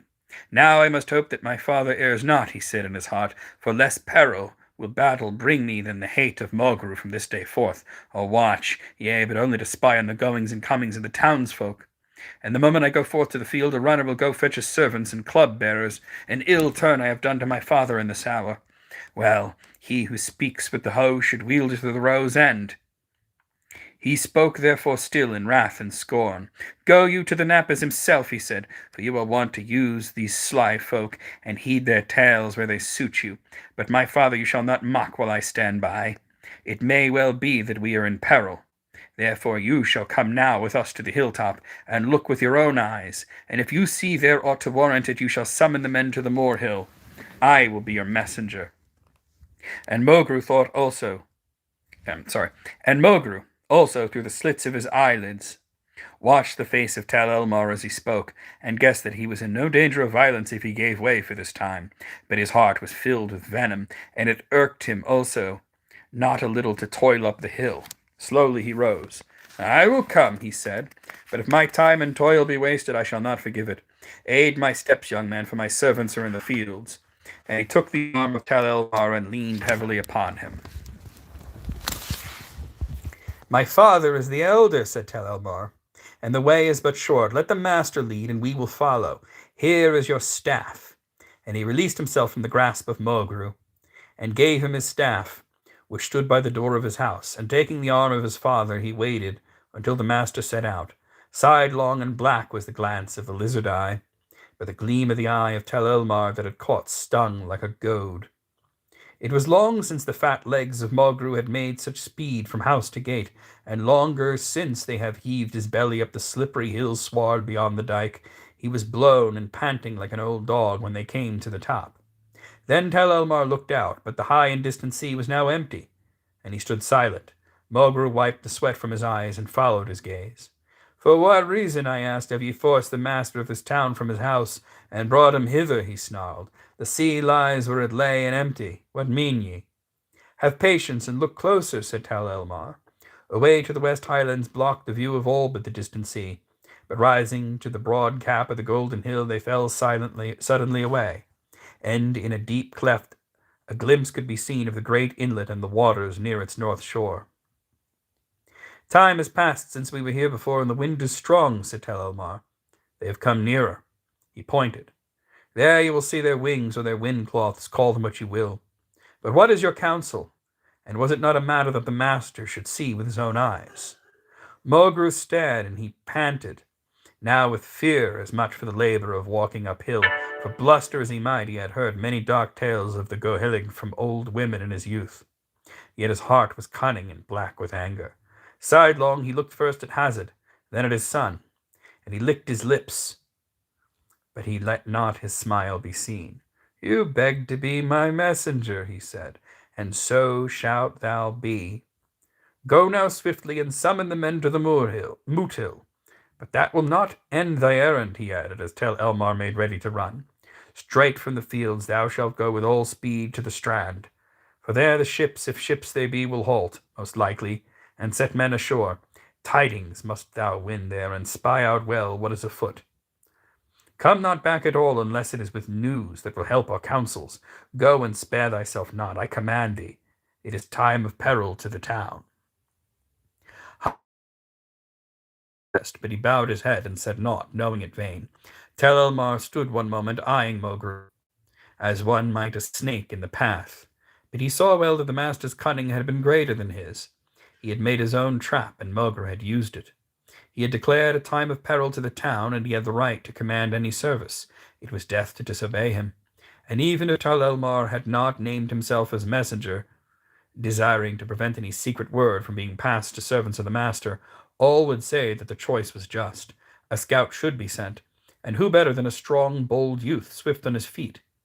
But there was malice in the errand nonetheless. The defender of Hazard would be gone. There was no hope in his brothers, strong louts, but with no heart for defiance, save of their old father. And it was likely enough that he would not return. The peril was great. Once more Tal Elmar looked at the master, and then at his father, and then his glance passed to Mogru's staff. The flint flash was in his eyes, and his heart the desire to kill.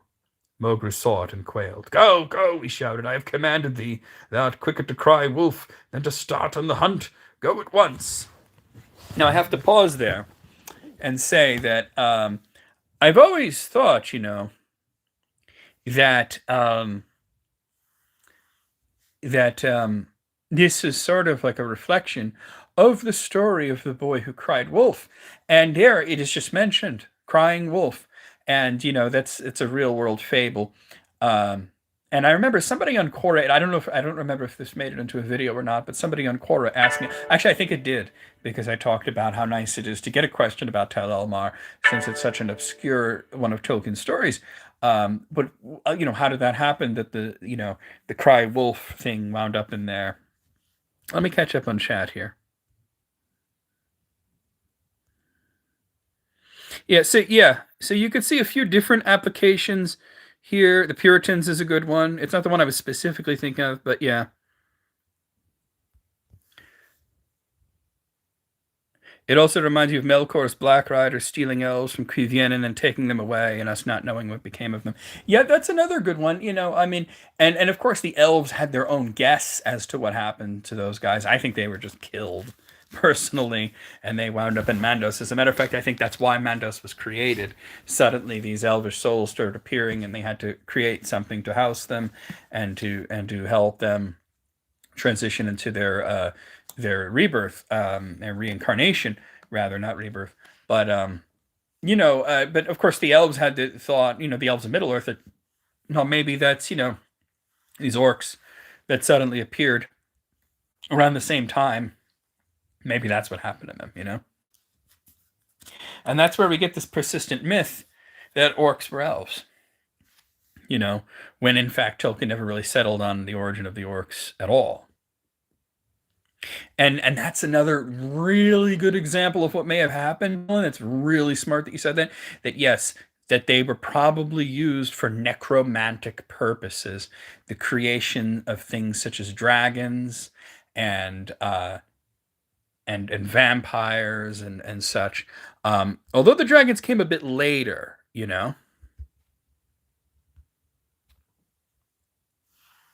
So yeah.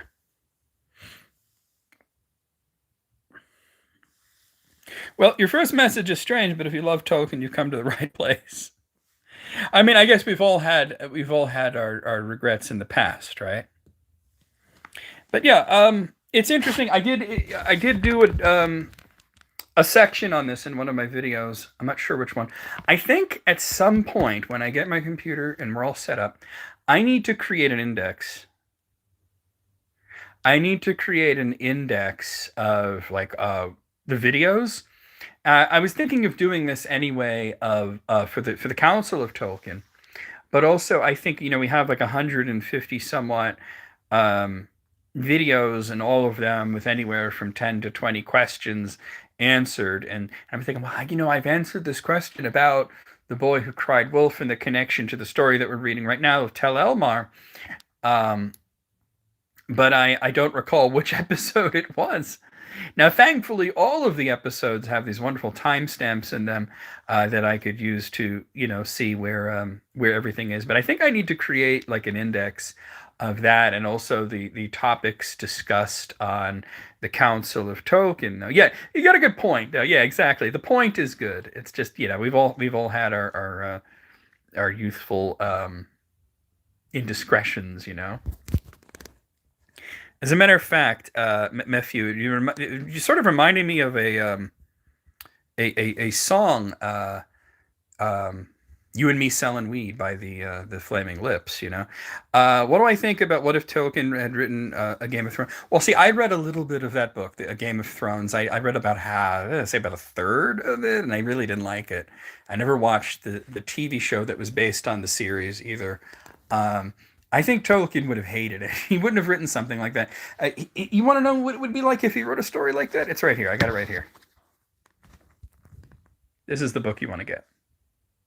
This is the book that George R. R. Martin would have written if he was a bit more mature as a writer. And there you go. My moderator Dylan saying the same thing. You know, it's a Game of Thrones, and the series that blossomed out of it, a Song of Fire and Ice, is um, a lot of different things smushed together. But really, it's sort of a reflection of the Wars of the Roses, but also Martin's own sort of misunderstanding of Tolkien, because he sat there and thought, well, the Lord of the Rings has this happy ending, but what of this and what of that, and I think it should be more realistic, and that's sort of missing the point of fantasy. Fantasy is not meant to be realistic. That's why it's fantasy. Um, Somebody on Quora, I forget who it was, but they said that Martin writes medieval exploitation, which I think it's not an incredibly accurate um, word, but at the same time an incredibly accurate sentiment. Whereas Tolkien is writing high fantasy. Um, like I said, I just don't care for Martin's work. There are other fantasy writers I like. He's not one of them, unfortunately. I've never watched the TV shows based off of his work. Um, and I've read a little bit of it, and I just found it to be rather vulgar. And I don't mean vulgar in the sense that people use it now, like I'm not talking about the language or the content, but rather just the feeling of just wallowing in the mud, that it's just this low sort of story. And I've read Love Fantasy and enjoyed some of it even, you know. Oh yeah, I mean, we had Stephen Donaldson, for example, whose work I also didn't like, Stephen Donaldson wrote, the what was it called? The Chronicles of Thomas Covenant, I believe it was called. Yeah, yeah, yeah. Lovecraft, Conan, Tolkien, of course, because he started wondering about, well, what is Aragorn's tax policy? And it's like, well, maybe when you were young, you could have written to Tolkien and asked him that, and he would have probably written you back. But instead, you wrote a bunch of books. that I personally, they're not my cup of tea. I don't like them, but we've had people who do like them. I'm not a hater in that sense. If you enjoy those books, that's fine. I tell people like what you like. You know what I mean? But yeah, it is a mishmash of his favorite works, and I don't mind that because Tolkien wrote a mishmash of his favorite works because he's writing a bit of Kalevala, he's writing a bit of Oedipus, and he's writing King Arthur, and he's writing Beowulf, and sort of just smushing it all together into one thing. But the difference is he's a good writer. That's what it comes down to. You know what I mean? He was able to take those influences and write something nice. But anyway, let's continue here. Go, my son, said Hazard. Do not defy the master, not where he has the right, for then thou defiest all the town beyond thy power. And were I the master, I would choose thee, dear though thou be. For thou hast more heart and luck than any of this folk. But come again, and let not the dark ship have thee. But be not overbold, for better would be ill tidings brought by thee living than the seaman without herald.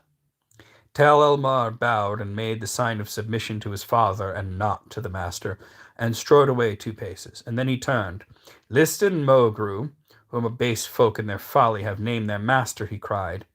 Maybe I shall return against thy hope. My father I leave in thy care. If I come, be it with word of peace, or with a foe on my heel, then thy mastership will be at an end, and thy life also, if I find that he has suffered any evil or dishonor that thou couldst prevent. Thy knife men and club bearers will not help thee. I will wring thy fat neck with my bare hands if need be, or I will hunt thee through the wilds to the black pools. Then a new thought struck him, and he strode back to the master and laid hands on his staff.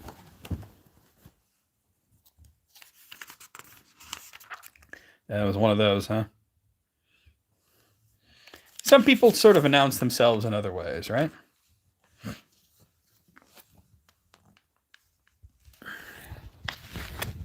Mogru cringed and flung up a fat arm as if to ward off a blow. Thou art mad today, he croaked. Do me no violence, or thou wilt pay for it with death. Heardest thou not the words of thy father? I heard and I obey, said Tal Elmar. But first errand is to the men, and there is now need of haste. Little honor have I among them, for they know well thy scorn of us. What heed will they pay if the slaves, bastards as thou namest us, when I am not by, comes crying the summons to the moot hill in thy name without token? Thy staff will serve, it is well known. Nay, I will not beat thee with it yet. I love the savagery there. So I'm not going to beat you with this yet. Yeah. No, yeah. It's a whole other thing. Attic. I'll explain it if you want later, but not right now. But I love that. I love the savagery where he's just saying, "Hey, look, you might be the guy in charge of our whole town, but if you do something to my dad, or if you let something happen to my dad, I'm gonna strangle you, or I'm gonna beat you. I'm gonna do something that I don't even know what I'm gonna do." And then when he goes and he grabs his staff because he thinks, hey, I can't just go telling the guys about this and they're not going to believe me. I have to have some token that shows that you sent me. But the way he cringed, like, oh no, he's going to take my staff and beat me with it. He's like, I won't beat with it. I won't beat you with your staff yet.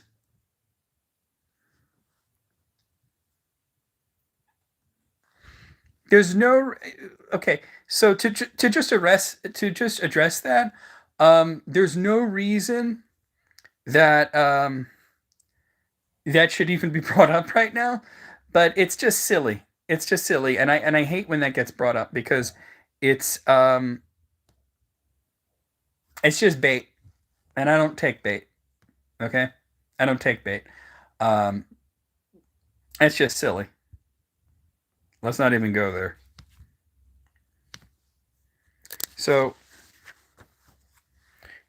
we're getting there, guys. Yeah, kind of out of nowhere. We're almost done here, though. We're almost done here. With that, he wrested the staff from Mogru's hand and sped down the hill.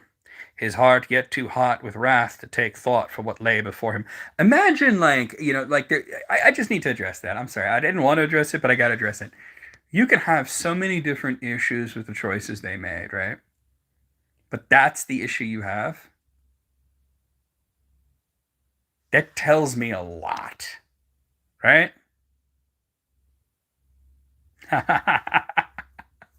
No, Alice, I'm a cunning linguist. You're the master debater. Okay, let's move on, guys. With that, he rested the staff in Mogre's hand and sped down the hill. Actually, I you know what though? I like that. I'll tell you why I like that. I was just glad he was included. Finally, we got to see Tom Bombadil, right? Finally. And it was a good version of him. The guy who played him, oh God, I forget his name. He did a good job. It was said in The Lord of the Rings that at one point he came to the Old Forest and he made that his home, but that he had wandered Middle Earth before that. So it fits in a way. People have to remember that they don't have the rights to certain books when they make things like that. So they're doing the best they can with what they have. You have to think of it sort of like the same way that you think of like video games, like Shadow of Mordor, that kind of thing, you know. Rory Kinnear, yes, that's his name. Yeah, that's his name. I knew it started with an R. Rory Kinnear, really good actor, I think. Although I think like if I was to praise one actor for really nailing a character, it would actually be Ben Daniels as Círdan. But yeah, but there are some issues, of course, with the lore and whatnot, and you can bring up any number of things that they changed. But the fact that that's what he goes to, that's sus, as the kids say. All right, let's finish this because there's not much left, and I'd like to end. With that, he rested the staff of Mogre's hand and sped down the hill, his heart yet too hot with wrath to take thought for what lay before him. But when he had declared the summons to the startled men in the acres of the south slopes, and had flung down the staff among them, bidding them hasten, he ran to the hill's foot, and out over the long grass meads, and so came to the first thin straggle of the woods. Dark they lay before him in the valley between Agar and the downs of the shore. It was still morning, and more than an hour ere the noon. But where he came under the trees he halted and took thought, and knew that he was shaken with fear. Seldom had he wandered far from the hills of his home, and never alone, nor deep into the woods, for all his folk dreaded the forest. So this is actually where the original typescript breaks off. And then we're going to go to the part that Christopher mentioned earlier of the continuation of Tal Elmar. It was swift for the eye to travel to the shore, but slow for feet, and the distance was greater than it seemed. The wood was dark and unwholesome, for there was a stagnant waters between the hills of Agar and the hills of the shoreland, and many snakes lived there.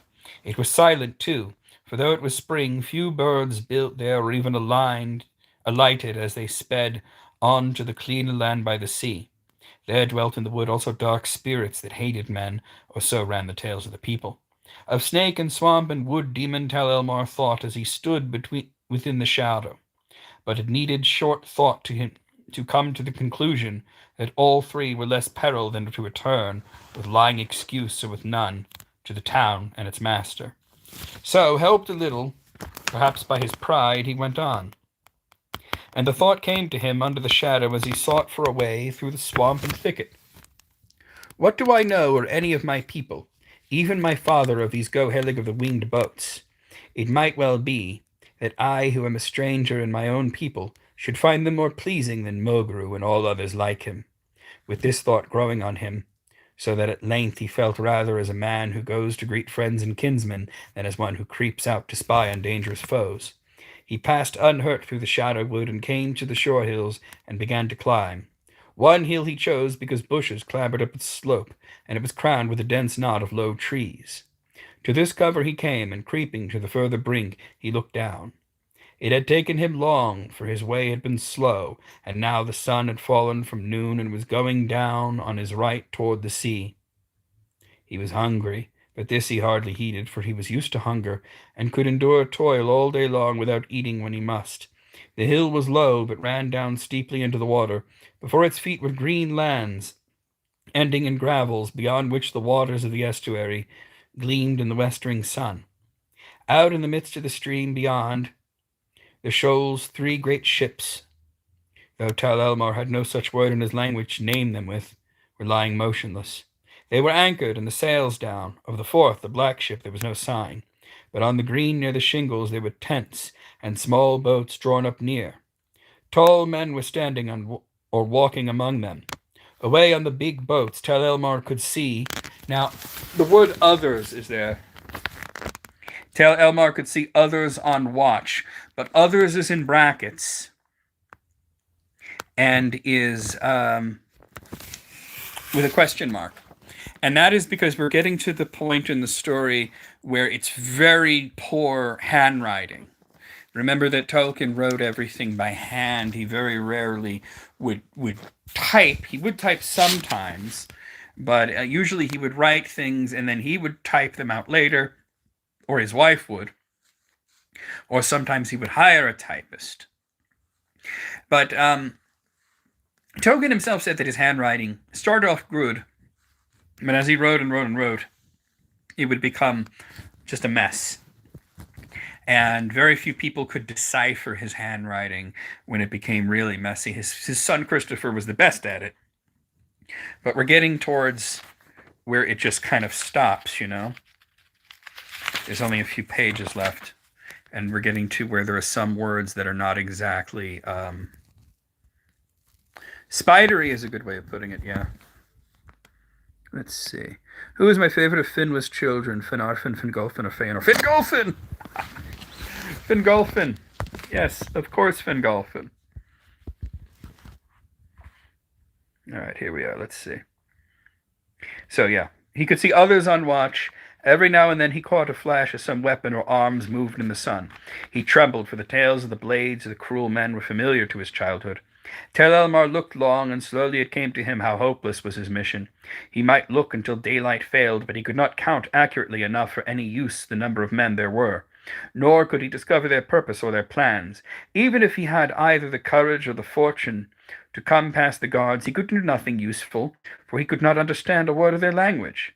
He remembered suddenly another of Morgru's schemes to be rid of him, as he now saw, though at the time he had thought it an honor.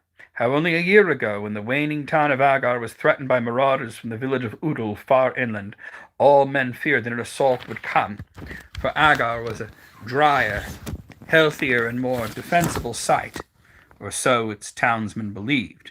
Then Tal Elmar had been chosen to go away and spy out the land of Udal, as being young, bold, and better versed in the country round, so said Morgru truly enough.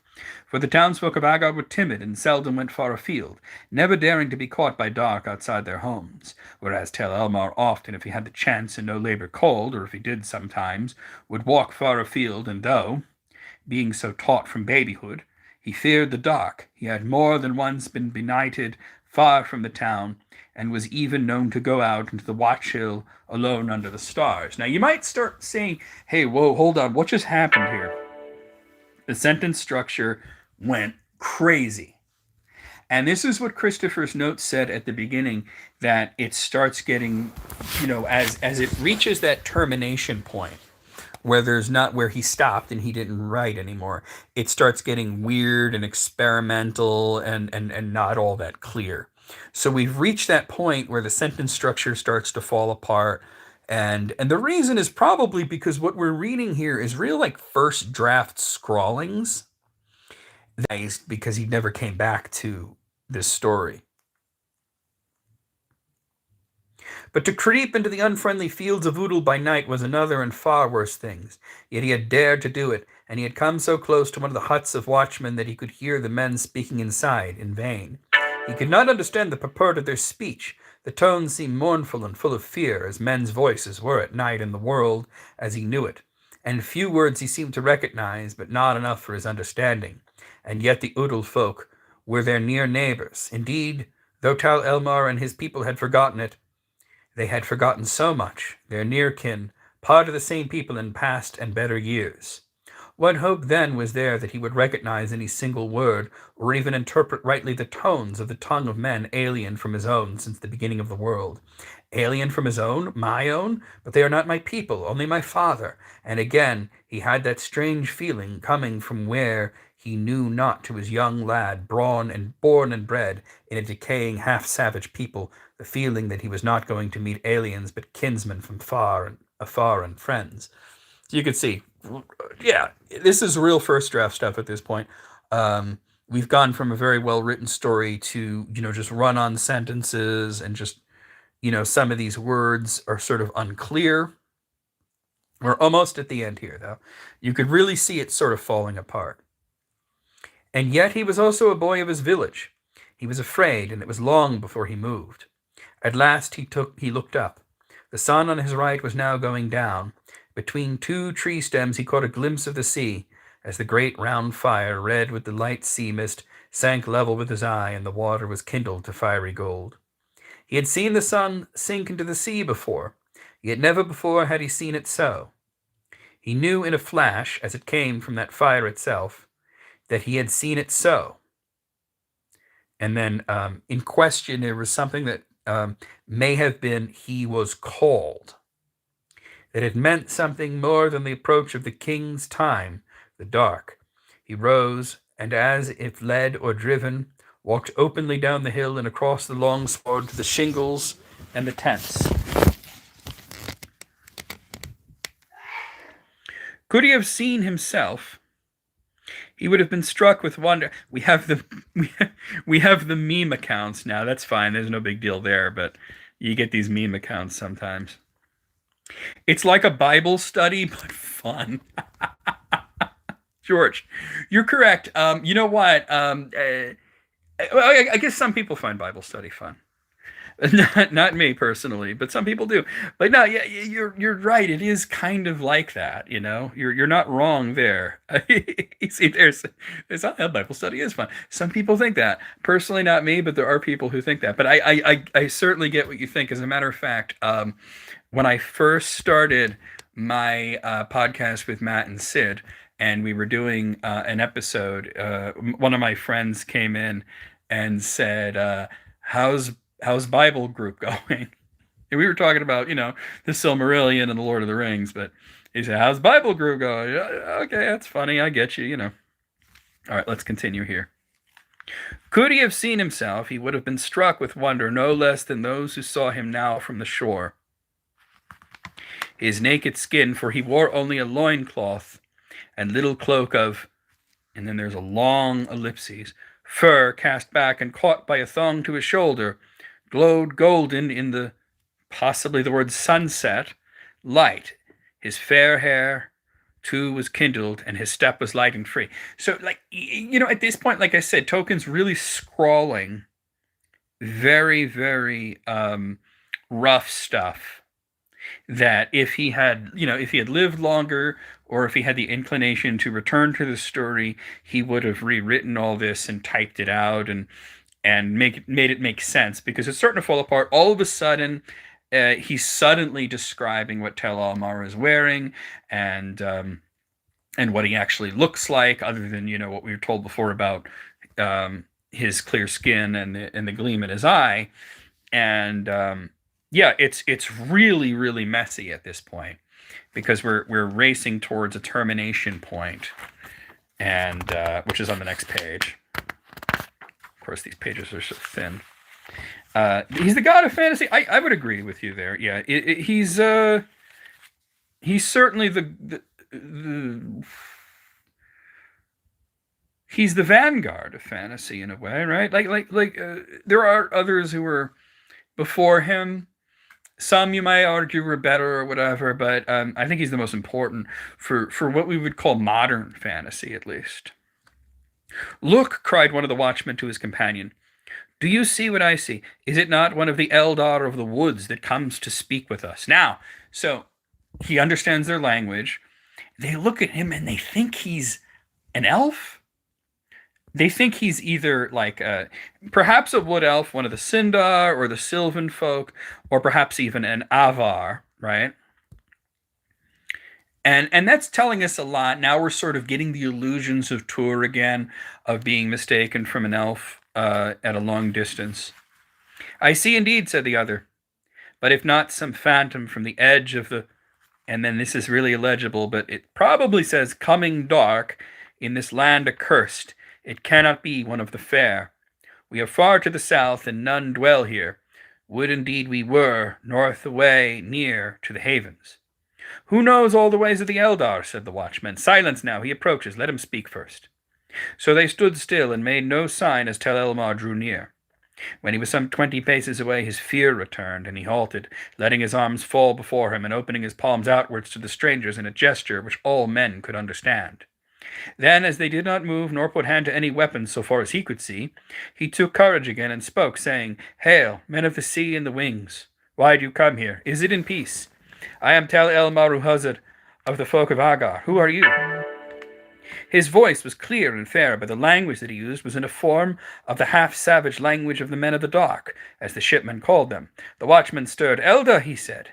The Eldar do not use such a tongue. He called aloud, and at once men tumbled out of their tents. He himself drew forth a sword, while his companion put arrow to bowstring. Before Tal Elmar had any time even to feel terror, still less to turn and run, happily, for he knew nothing of bows, and would have fallen long before he was out of bowshot, he was surrounded by armed men. They seized him, but not with harsh handling, when they found he was weaponless and submissive, and led him to a tent, where sat one in authority. Tal Elmar feels the language to be known and only veiled from him. Sort of a random aside. I don't think that this is. We're reading a story called Tal Elmar. It's one of Tolkien's unfinished stories that you could find in the book The Peoples of Middle-earth. And we were reading two of his unfinished stories.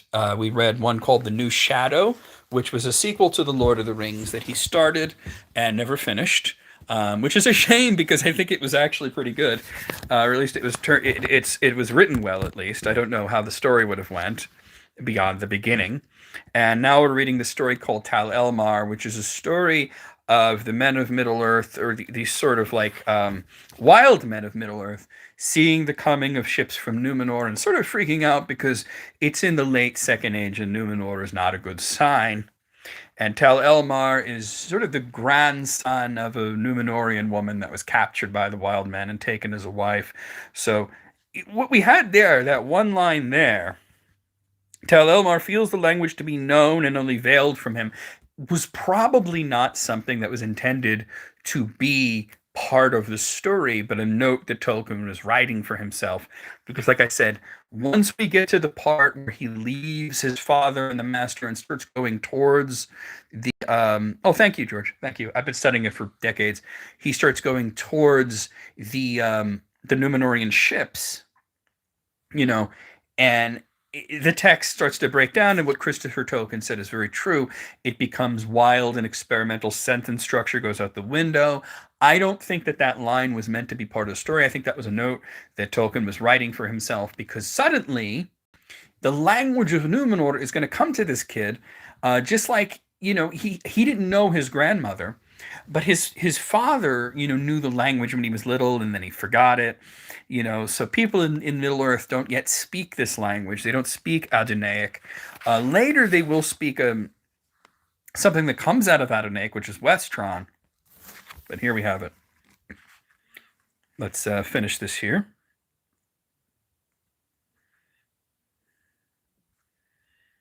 The captain, says Tel Elmar, must be of Numenorian race, of the people akin to them. He must be kindly treated. He guesses that he had been made captive as a babe or born of captives. He is trying to escape us, he says. A pity he remembers nothing of the language. He will learn. Maybe. But after a long time, if he spoke it now, he could tell us much that would speed our errand and lessen our peril. They make Tal Elmar at last understand their desire to know how many men dwell near. Are they friendly? Are they like he is? The object of the Numenorians is to occupy this land in alliance with the Cruels of the north, to drive out the dark people and make a settlement to threaten the king. Or is this while Sauron is absent in Numenor? So even there, we have a question where Tolkien is even questioning. Wait a minute, when does this actually take place? He's sort of finding it, and yes, it's fascinating. We read that earlier. I mean, one of my favorite stories. I think his best writing was the final version of the Fall of Gondolin, and that never got finished. That just sort of cuts off the Mariner's Tale. Just sort of cuts off. This one actually cuts off mid-sentence. But as you can see, it's just sort of like it stopped being a story and just started being notes on what is happening. It becomes an outline, basically, a rough outline. The place is on estuary of Isen or Morthond. Tel Elmar could count and understand high numbers, though his language was defective. Or does he understand Numenorian? Added subsequently Eldarin. These were elf friends. He said when he heard men speak to one another, "This is strange for you to speak the language of my long dreams. Yet surely, now I stand in my own land and do not sleep." And they were astonished and said, "Why did you not speak to us so before? You spoke like the people of the dark who are our enemies, being servants of our enemy." So here's where we learn that these guys are not the king's men. They're not the Black Numenorians. They're the faithful.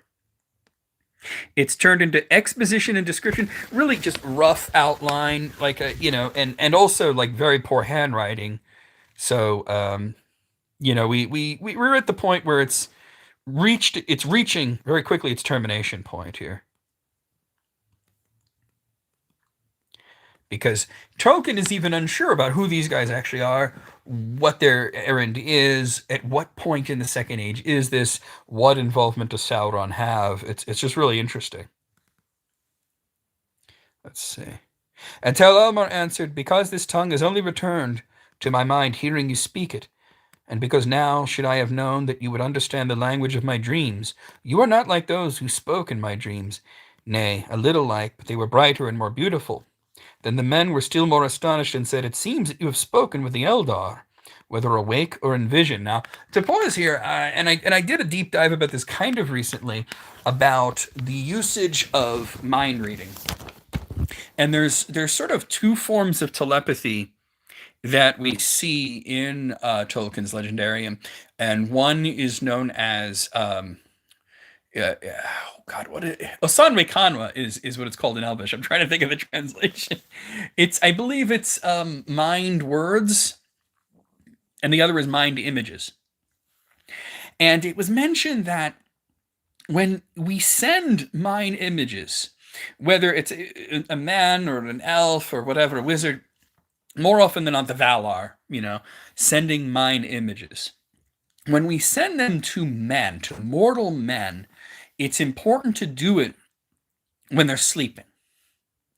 And this is what happens to Faramir, and this is what happens to Boromir when they get this message, which is words and images, about Imladris and the Halfling and Isildur's Bane and all that stuff, right?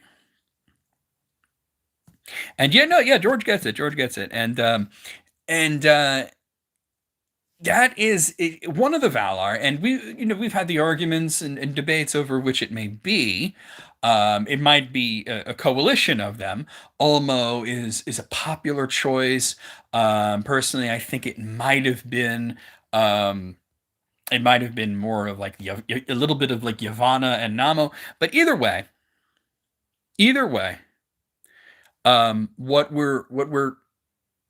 what I'm getting at here is, if you send mind images to men, mortal men, while they are awake, they don't understand that they're hallucinating. You can read about this in great detail in the book The Nature of Middle-earth. They don't understand that they're not real, and that leads to them not interpreting it as a message, that they just think that they're seeing what they're seeing. And the Numenorians have anything granted to them other than long lifespan? Yeah, kind of. I mean, they were really insanely tall. That's part of it. But that's probably more to the ancestry of like Tur and these really, the most noble of all the houses of the Edain coming together, right? David Chase has a new show he's developing about the CIA. Well, I bet that'll be interesting. Um, anyway, but yeah, no, mostly it was the land itself. Because if you think about the creation of Numenor, not Olmo, but Ose had to go and raise up not just a little island, but a really big continent off of the ocean floor and bring it up, which is, this sort of like a amazing feat of the shaping of the earth, right? He's your third favorite fantasy writer. Who were the first two out of curiosity? Um, you thought Eru raised it up? No, Eru cast it down. Eru cast it down. The only time that Eru had any sort of hand in the actual shaping of the world, other than its actual creation at the very beginning, was the Akalabeth, which is when he cast it down and he shaped the world into a round sphere where it was previously a disc. So no, it was the Valar. The Valar were the ones that ordered Numenor to be made because it was the land of gift to. I'm not a fan of Martin, but I appreciate C.S. Lewis more so his science fiction work than his fantasy work. I really think his science fiction is quite good. But if you stick around here, George, I got lots of videos and I go live often. You'll learn a lot more about about the Lord of the Rings and the Silmarillion and all this stuff, and you'll learn some really fascinating stuff. But no, it was actually Ose that who is the head Maiar of Olmo, and he's sort of like the Lord of Storms, So you're a sucker for talking animals. I see that's why I like C.S. Lewis. He's got plenty of talking animals, that's for sure. And I mean, there's plenty in The Hobbit as well. But anyway, yeah, it was really the land. And yes, they made their lives longer. They really shouldn't have done that. They really shouldn't have done that. Who's the most underrated Valar, in my opinion? I think it's Ulmo. I think it's Ulmo. I think that Ulmo is the smartest of the Valar. I think he has the greatest foresight. I think he knows what he's doing. He's the only one that has anything to do with mortal man and hobbits and such. He does, and dwarves even. Well, I mean, I guess of course, Aule loves the dwarves, but most of the Valar didn't really understand mortals. They understood elves a little bit, but they didn't get the whole point of like somebody who's there and then not there.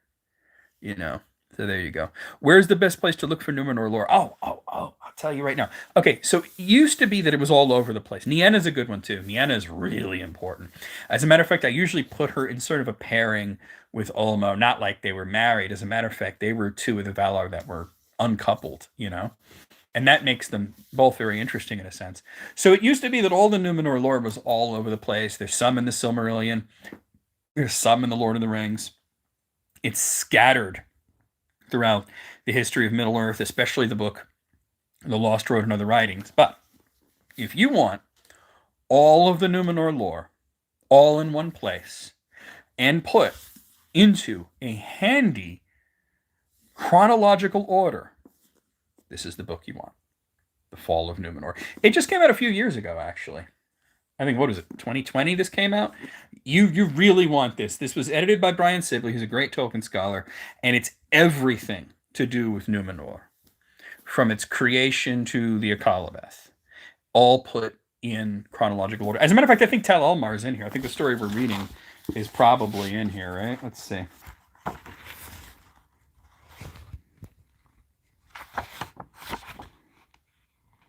That would have been kind of... I don't know if it's in here. I know that it's yeah, maybe not, but it's all the Numenor. I don't know, because this is only kind of a Numenor story, right? But that's the book you want. It's nothing to do with moral complexity. It's just more to do with the actual quality of the writing. I find it to be. I feel like I'm reading something like a teenager wrote. But like I said, I only read a little bit of him. I read like about a third of the book of Game of Thrones, and I was just sort of like, oh man, dude, can you come back and write this when you're an adult? That's kind of like what I was feeling. No shade, I'm not a hater or nothing, If you like Martin, that's great. But I've never seen his TV shows or anything. I've only read a little bit of one of his books. All right, let's finish this because we've really like half a page away, and we've been there for a while. Then the men were still more astonished and said, "It seems that you have spoken with the Eldar, whether awake or in vision." "Who are the Eldar?" said Tal Elmar. "That name I did not hear in my dream. If you come with us, you may perhaps see them." Then suddenly fear and the memory of old tales came upon Tal Elmar again, and he quailed. "What would you do to me?" he cried. "Would you lure me to the black-winged boat and give me to the dark?" "You or your kin at least belong already to the dark," they answered. "But why do you speak so of the black sails?" "The black sails are to us a sign of honor, for they are a fair night before the coming of the enemy, and upon the black are set the silver stars of Elbereth. The black sails of our captain have passed further up the water." Still Tel Elmar was afraid, because he was not yet able to imagine black as anything but the symbol of the night and fear. And I have to pause here. It is true. Like, usually writers use the word black, and they're talking about it being dark, and they're talking about it being, like a symbol of darkness, and they're saying, we have a black flag with silver stars, and it represents the night sky, and that's to do with the Valar and all this cool stuff. And then you think about it in the Lord of the Rings, what struck fear and terror into the hearts of Sauron's army is when the ships came up the Anduin River towards the Pelennor Fields, and they thought, the backup's here. Here come the pirates that are going to help us out, and they're going to win us this battle. And then those black sails dropped, and they saw the silver stars in the tree, and they realized, oh, we're cooked. We're done. And then they kind of went crazy. So yeah. Oh, I get you. Yeah, he wasn't a professor of English. He was a professor of English literature and what's known as philology, which is the study of languages. And actually, believe it or not, it goes even further than that. And I have a book right here that's all about it that Alice got me for Christmas a little while back, called The Ring of Words, because he actually contributed to the writing of the Oxford English Dictionary. So yeah, obviously his wordplay is really good. I mean, we're seeing him at his very worst here because we're seeing like real first draft stuff. But yeah, who knows what darkness lies in the hearts of men? The Shadow knows, of course. I get references. Okay. But he looked as boldly as he could and answered, "Not all my kind. We fear the dark, but we do not love it or serve it. At least so do some of us. So does my father, and him I love. I would not be torn from him, not even to see the Eldar. Alas," they said, "your time of dwelling in these hills has come to an end. Here the men of the West have resolved to make their homes, and the folk of the dark must depart or be slain. Tel Elmar offers himself as a hostage." And that's where it ends. There is no more. At the foot of the page, my father wrote Tal Elmar twice, and in his own name twice, and also Tal Elmar in Rovanian, Wilderland, Anduin the Great River, Sea of Rune, and Etten Moors. So there you start seeing where, because at the beginning, it was said, yeah, Anglo-Saxon history as well. And speaking of which, I have here, my friend Laurel got me this, his translation of Beowulf, which is an Anglo-Saxon story, written in the Anglo-Saxon language, which we commonly refer to as Old English. And he had a wonderful, wonderful translation of it that he wrote back in, I think, the mid-50s, or a little bit after The Lord of the Rings came out. Wasn't published till after he died. Most of everything he wrote wasn't published till after he died. But yeah, let me put this one away. We're done with that. We're nearly at the end of the stream here. I'm really hoping that the next time I stream to you guys, it is sitting at a desk from a computer, not from my phone, and that I will have access to everything more easily. And like I said, we're getting there. The computer, it's going to happen soon. We're getting there. But anyway, wanted to mention that I got so distracted there. Yeah. I get so distracted there. Oh yeah, so he, at the beginning it was mentioned that Tolkien, he knew what the story wanted to be about, but he didn't know where it took place. And he even said that we're going to have to figure out the geography. And he wrote down a whole bunch of possibilities of where this could be taking place, including even places in Rovanian. Which then you think, well, where did the ships land at the Bay of Pelargir? But then that's so far from Rovanian. Did they come up the Anduin? Which is a possibility, and then the Etten Moors, that's really crazy because that's in Arnor, really, or what will be Arnor later on. So there you have it. So, yeah, guys, thank you for coming by. Dylan, if you're there, I know you did a super chat, so I owe you a reading. It's gonna have to be next time, but hey, oh, thank you, Brenda. Hey, thank you for another evening at the Green Dragon, drinking your pale golden ale, ginger ale, in a lovely glass. Hey, you know what's funny is that Laurel sent me and Matt and Sid these mugs, right? That were to celebrate a year of our podcast, The Council of Tolkien.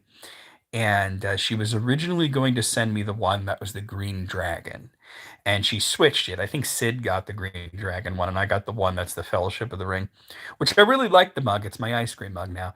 But the reason that she switched it, she was going to give me the Green Dragon mug, and she switched it around because she realized that it would not show up on my green screen behind me. You know, right now, obviously, I don't have a green screen behind me. I have a wall, a blue wall.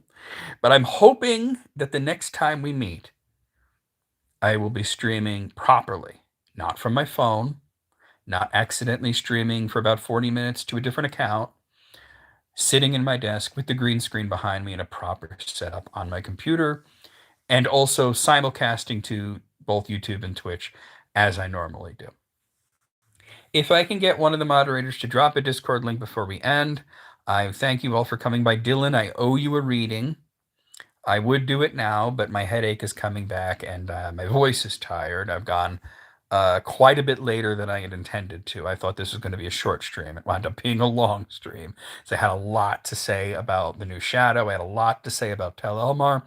I will let you guys know on Discord and on YouTube community tab what will be the next stream, when it will be, and what the plan is. Hopefully, like I said, we can be away from phone streams real soon. I'll see you guys next time.